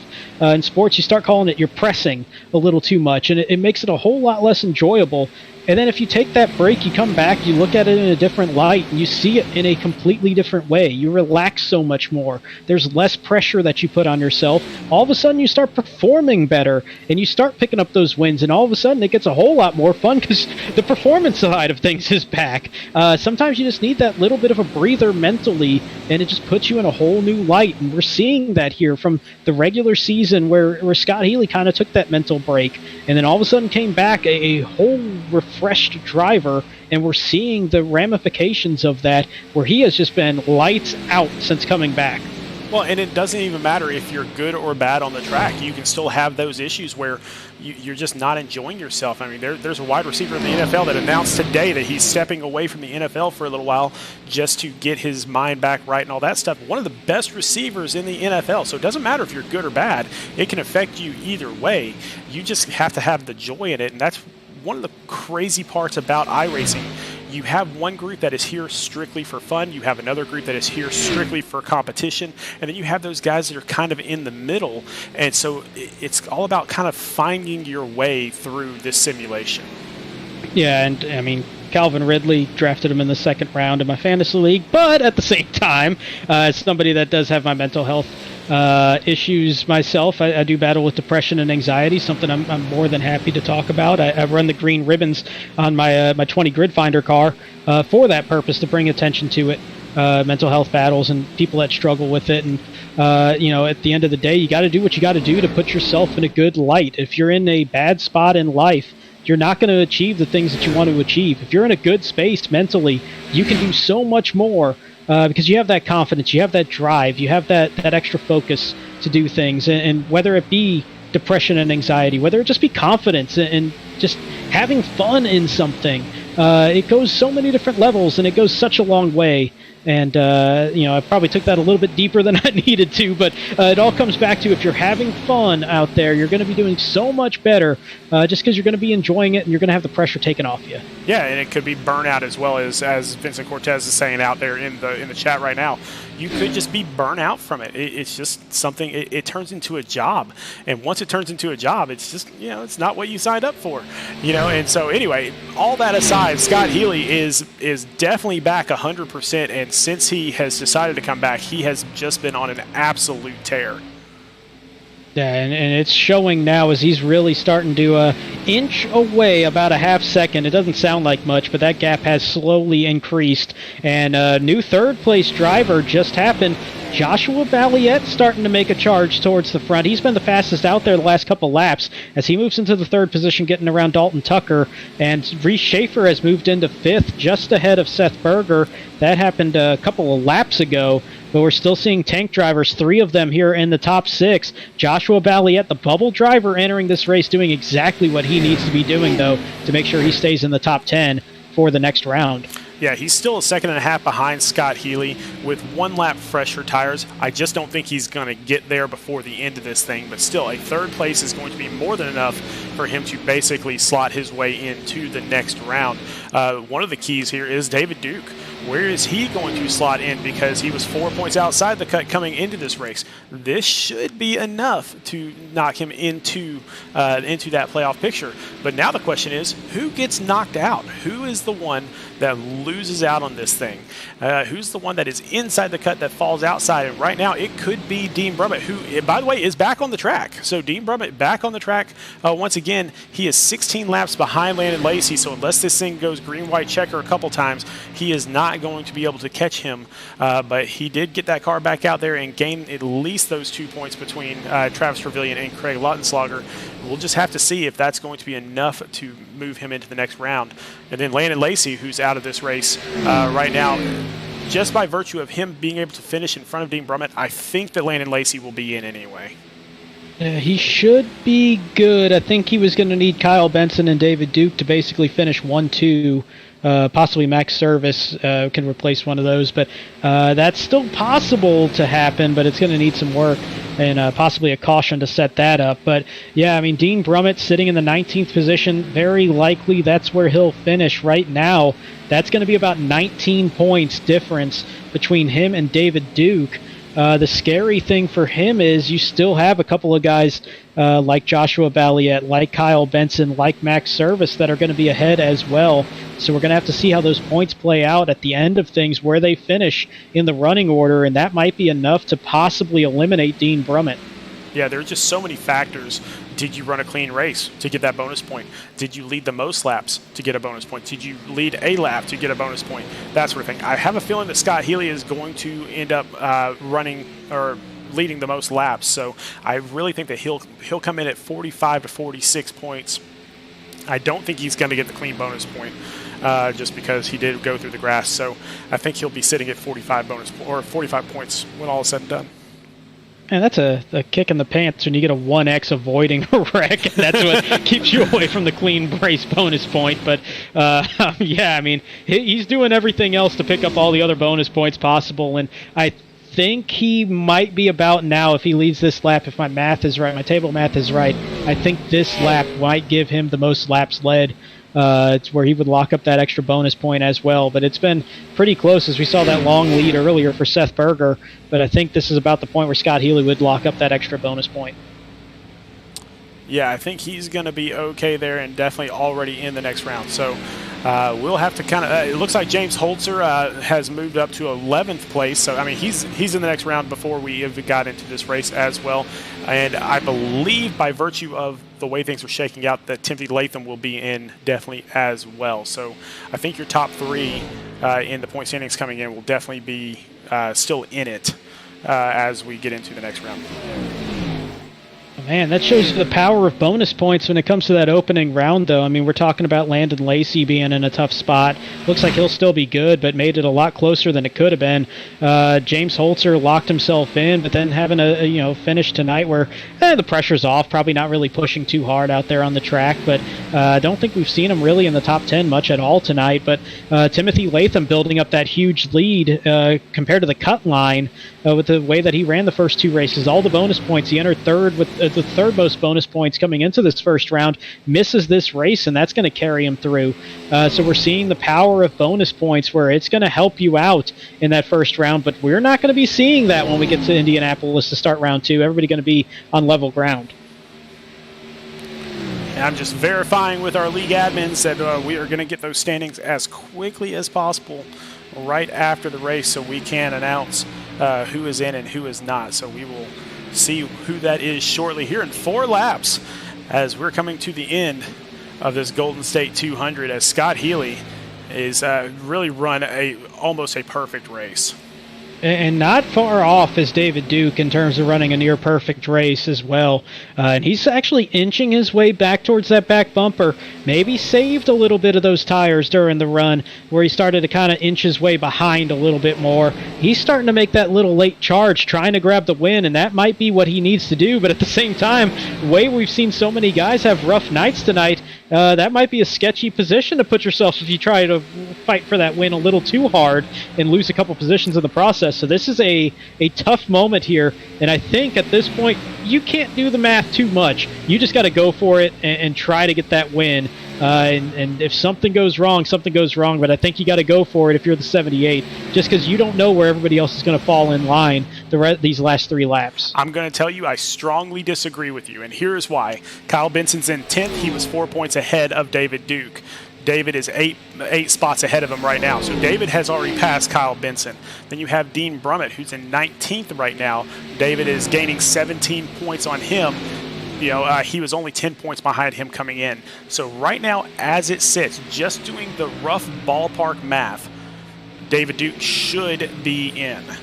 And so it's a matter of, do you want to risk being in to try to go for that first place where you guarantee yourself in, or do you want the 95% shot? Yeah, and that's where it pays off to have a numbers brain like you around. So if he's got that available, he would know and maybe just say second's good enough. But it's about time, as he's got a good run here going into turn 3 and not really going to make that dive in. So he might be saying better safe than sorry and just accepting the second place finish and know it's probably good enough. But coming to the white flag line, see if he does that again here, if he gets another big run down the back straightaway. Yeah, if I had to put my house on it, I would likely put my house on it. Luckily, I don't have to do that, and this is not a gambling website. Well, it's a big night for guys that are around the cut line, though, because David Duke with a great showing. Joshua Balliette, the bubble driver, in 3rd. Reese Schaefer wasn't far ahead. He's in 4th, but they're all still chasing Scott Healy with about a mile left here in this race. And so Scott Healy coming around turns 3 and 4. It doesn't look like David Duke. Oh, well, see, I say that, and David Duke gets right on his bumper. I don't think David Duke is going to get there. It looks like Scott Healy is going to bring home his 2nd win in the last 2 weeks as David Duke brings it in 2nd. Man, absolute perfect runs for several drivers around that cut line, but it was an incredibly perfect run for Scott Healy. Really the dominant car of that race. You see him kind of rocking it back and forth there, getting that little bit of showing that the car is excited as well as the fireworks going off down the back straightaway. Scott Healy, defending champion, yet another win and even more momentum in his direction as we get ready for that round of 10 as we head to the Brickyard next week, and nobody going to have more momentum than our defending champion inside that 64, Scott Healy. People race the champ a little bit harder. It's just like in any other sport. When a champion comes into your house, you want to beat that person. It doesn't matter who they are, and it doesn't matter how good they are or how bad you are. You want to win. And so that is what happens with Scott Healy when he's on the track. People want to beat him. They do not want him to be a back-to-back champion. But that is how hard he is running this thing right now. The fact that he can lead that many laps and finish the race as he finished it and still win this thing, even with people gunning for him. And that's why it's so hard to win a 2nd consecutive title, whether it be in any sport, any sim, any real-life league. It's so hard to go back-to-back because everybody guns for the champion. You have that target on your back. And for a lot of the time this season, I think people started thinking, you know what, Scott Healy might not be that back-to-back champion. We look at how hot James Holtzer got and Landon Lacy got and then Timothy Latham got. But then we get to the playoffs, and here's Scott Healy, the defending champion, rising when the time is most important. The playoffs start, and there he goes with back-to-back wins now to close out this opening round. Well, let's check out our results. And Scott Healy will bring it home for Murray Reedy Motorsports. They are in 1st. David Duke for R&D Motorsports, they're in 2nd. Joshua Balliette from Tank Racing in 3rd. His teammate Reese Schaefer in 4th. And then Dalton Tucker from Rev Racing will bring up the top 5. And it's going to be time to do some math for Nick Goen, but it might not be enough there with a sixth-place finish. Seth Berger led a lot of this race, kind of got caught after that spin there on the front straightaway, trying to work his way back up, and that might have been a little bit too much there for the 77, as he's going to be in 7th. Adrian Schumacher from the Xfinity Series will be in 8th. Also from the Xfinity Series, Justin Rideout will be in 9th. Kyle Benson will enter this race in 11th. He's going to be doing some math as well. Will be our 10th place finisher. James Holtzer, the regular season champ, is going to be in 11th. It really didn't need to do too much in this race anyway. Jordan Sailors from R&D Motorsports in 12th. Scott Kalal from Rev Racing in 13th. Max Service from Tank Racing in 14th. And Raul Meza from Striker Motorsports will finish in 15th. And he'll be the last one on the lead lap. One lap down, Emerson Ardon in 16th, Byron McDonald in 17th. Landon Lacy going to be doing some math as well, 55 laps down in 18th. Dean Brummett did get back out there, as we mentioned. He moved up a couple spots to grab 19th, and Craig Lautenslager will round out our top 20. All right, we are going to jump into our interviews here as first and foremost, so let's get Joshua Balliet in here from Tank Racing. We'll bring him up into the booth right now. Joshua Balliet, Sean and Brandon up in the booth, man. How's it going? Oh, doing great. That's exactly the finish I need to get here. Yeah, that was a heck of a run out there. Tell me about your race and what was your strategy? Well, the strategy really was because how line dependent this was in the draft. Just if you stuck it up on the second lane, I was trying to keep it risk free. Just stick it up on the second lane. If someone was fast enough to pass me on the inside, they were fast enough. But stayed up on the second lane, kept me out of trouble. Missed a few wrecks at the beginning, and was able to bring it home. I had my eyes on you during this race as you came in on the cut line inside in 10th place entering tonight. Actually picked you in this one thinking, the pressure's on. May as well add a little bit of pressure there with the broadcast curse possibility. But glad to see you match your best finish of the season there with a third. Now looks like you'll be advancing there with that good finish. Didn't look like anybody really can put too much pressure there. We'll wait for the official numbers, but should you get to that next round, how do you feel about that starting with Indianapolis next week? Indy's the one that I'm not really looking forward to, but Phoenix and Texas, those I'm really looking forward to those two, especially Phoenix. Oh man, I mean, yeah, the Indy coming up, that's going to be kind of a weird track for a lot of people. That's okay, but you definitely get your practice in with your team. I know we were talking earlier about how awesome your team is and that team dynamic and everything. So definitely talk to them because they've got a lot of drivers that have run that course a ton. But hey, who do you have to thank here tonight for this race and before we get you back down to celebrating? All right, I like to thank Teesprings, Liftworks Incorporated, Chicago Heights Star Tool and Die Incorporated, Healthcare Billing Incorporated, Raise Energy, Hunterton Anesthesia Associates, Butcher Box, Common Sense Supplements, Invaders M Designs, and really all my teammates working with me today. They knew I really needed these points today, and they all worked with me, just getting me. If you saw at the end there with Reese, he was pushing me, making sure if I needed to get ahead of Duke, I was always able to try and get up there and do it. So I'd like to thank all my teammates for working with me quite well today. Well, man, great job out there tonight. We're going to get you back down to your team, and we will see you next week at Indianapolis.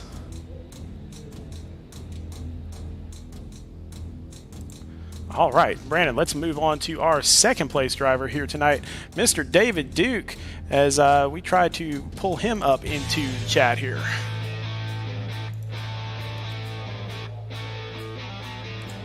David Duke, Sean Griffith, and Brandon Domain up in the booth, man. How you doing, buddy? Great race. Hi, how you doing after that thrilling race? That was a pretty good one. I'm doing pretty good. Good deal, man. Hey, tell me what your strategy was coming into this thing, just knowing where you were in the standings and that sort of thing.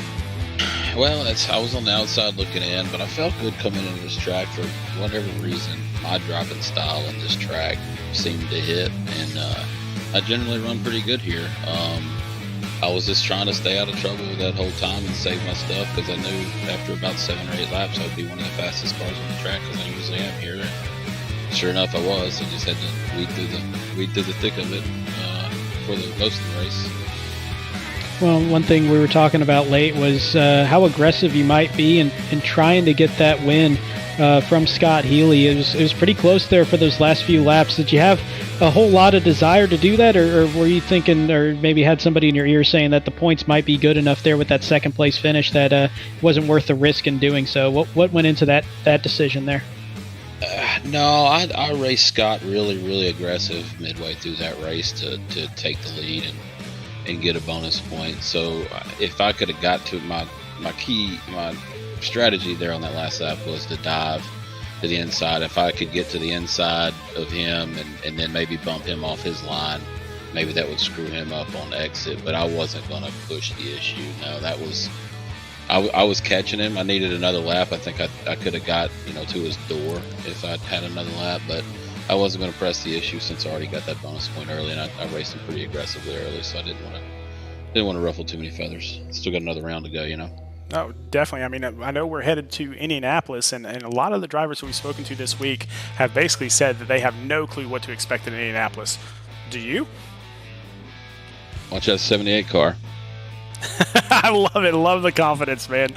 Definitely. That is awesome. Well, who do you have to thank here tonight before we let you get back to it? Obviously, Flavor Bomb. Go to fbbbq.com and use code RD21 for 15% off. And Allie Duke at minivanvacations.com. All your cruise, Disney, Universal, international, domestic travel needs. Look her up on Facebook. It's Allie at Allie.minivanvacations or Allie.Duke at minivanvacations.com email. All right, man. Well, I know we're doing the math frantically right now to try to determine who is in and who is out. But based on the math that I've seen right here, I believe you are the cut line. You are in, my friend. I gave it all I could. I feel like looking at some of the finishing order, I feel like I was going to be pretty good, but we'll see. Definitely. We will verify all those results and get those results out to everybody immediately following this race. But from my math of it, it looks pretty good. But anyway, we'll get you back down there to celebrating and having a great time tonight. And we will see you next week as we get there. One more real quick. I want to thank my close teammates. We just formed a new team called the Rat Pack Racing. Bo, Tiffany, Corey Saucier, and Rob Yost Jr. They really helped me throughout the week. We have a hell of a little team going on, and I want to thank them. All right, man. Well, great job here tonight, and I love seeing all those paint schemes out there. It confuses us a little bit sometimes, but we'll get through it because they are beautiful. Right on, y'all. Have a good one, fellas. All right, buddy. Take care. All right. Well, let's move on to Scott Healy, our top finisher here tonight and last season's champ. Let's see if we can't grab him and get him up into the booth and get how he's feeling right now. Scott Healy, Sean and Brandon up in the booth, man. Congratulations. Oh, thank you, man. I feel amazing right now. Man, how are you guys? Oh, man, we're doing great. We were saying during the broadcast that you ran just about the perfect race here tonight. Just kind of came up slowly through the field. Had that one little hiccup where you had to dive down into the grass to get around a wreck. But other than that, you were perfect. Yeah, the wrecks were a little cautious, so I was like, I might as well just be safe, go into the grass, and if I, go airborne, I go airborne. But that's better than wrecking a car in the field of wrecking cars. So, I just played it smart, played my car smooth and safe, and just picked off at one by one as best as I could. Well, hey, it's like we always say, a clean car is a fast car, and you kept that car clean by avoiding that wreck, and it was definitely a fast car after that. And you've got all the momentum in the world right now when it comes to this series. Back-to-back wins now, going into that second round. Everything gets wiped out, though, and the top 10 going to be on level ground. So how's that feel with the momentum at least being in your side, in your favor, as we go to the Brickyard next week?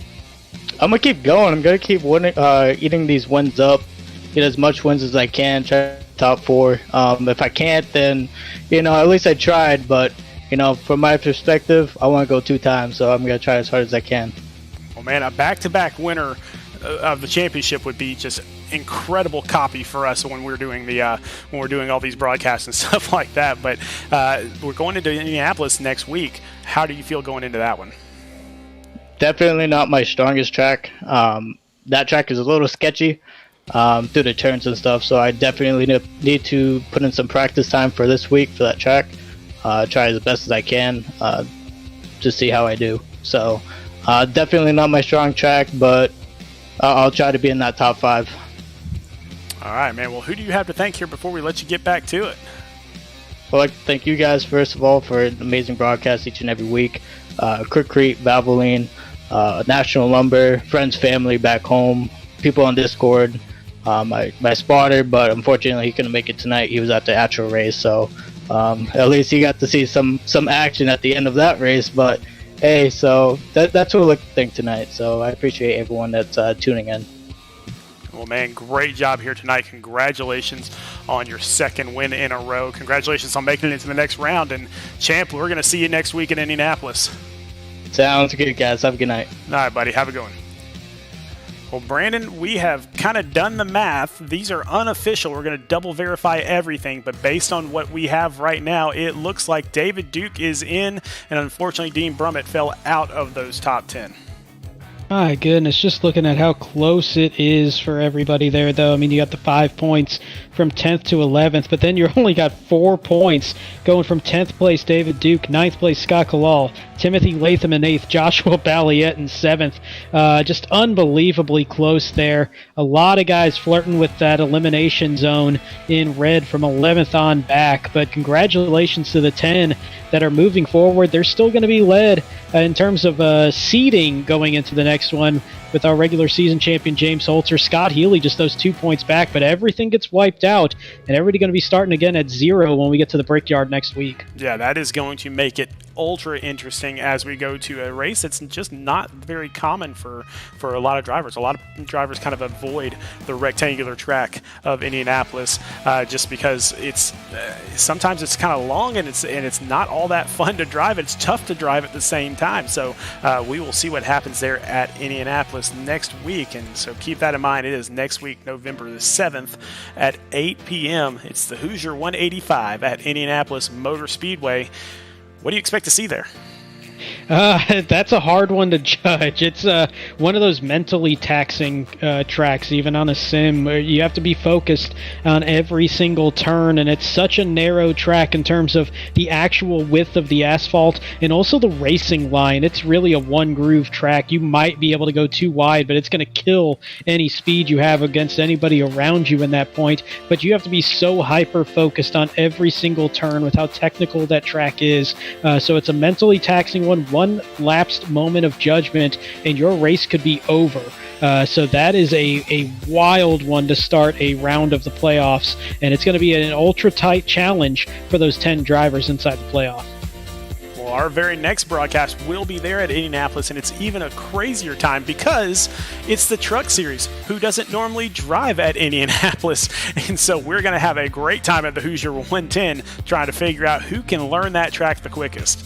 And, oh, by the way, that's the cutoff race for the Truck Series in that opening round, because we did have that server issue from iRacing the week that we had the Darlington race, or the night that we had that Darlington race scheduled. So they're a week behind in our scheduling. So the cutoff race is at Indianapolis, a track where it's so hard to make passes on the track itself. It's so hyper-technical, and that's going to be where people are going to be having to make those aggressive pushes to try to make up a spot if they need that extra point, to try to determine how things are going to go, to be throwing these crazy blocks on a track like that to try to protect a point, to try to protect their positioning inside the top 10 if they come into that race in it. That is going to be absolutely wild. Yeah, it is going to be a fun race, and man, you cannot say that Speed Racing Network does not bring the excitement, because here we are, as exciting as it gets, the cutoff race at Indianapolis, the cutoff race here at Auto Club. I mean, everything going on, and it's all so much fun. The one thing that you can do to be sure you make it into the next round is simply this: go faster.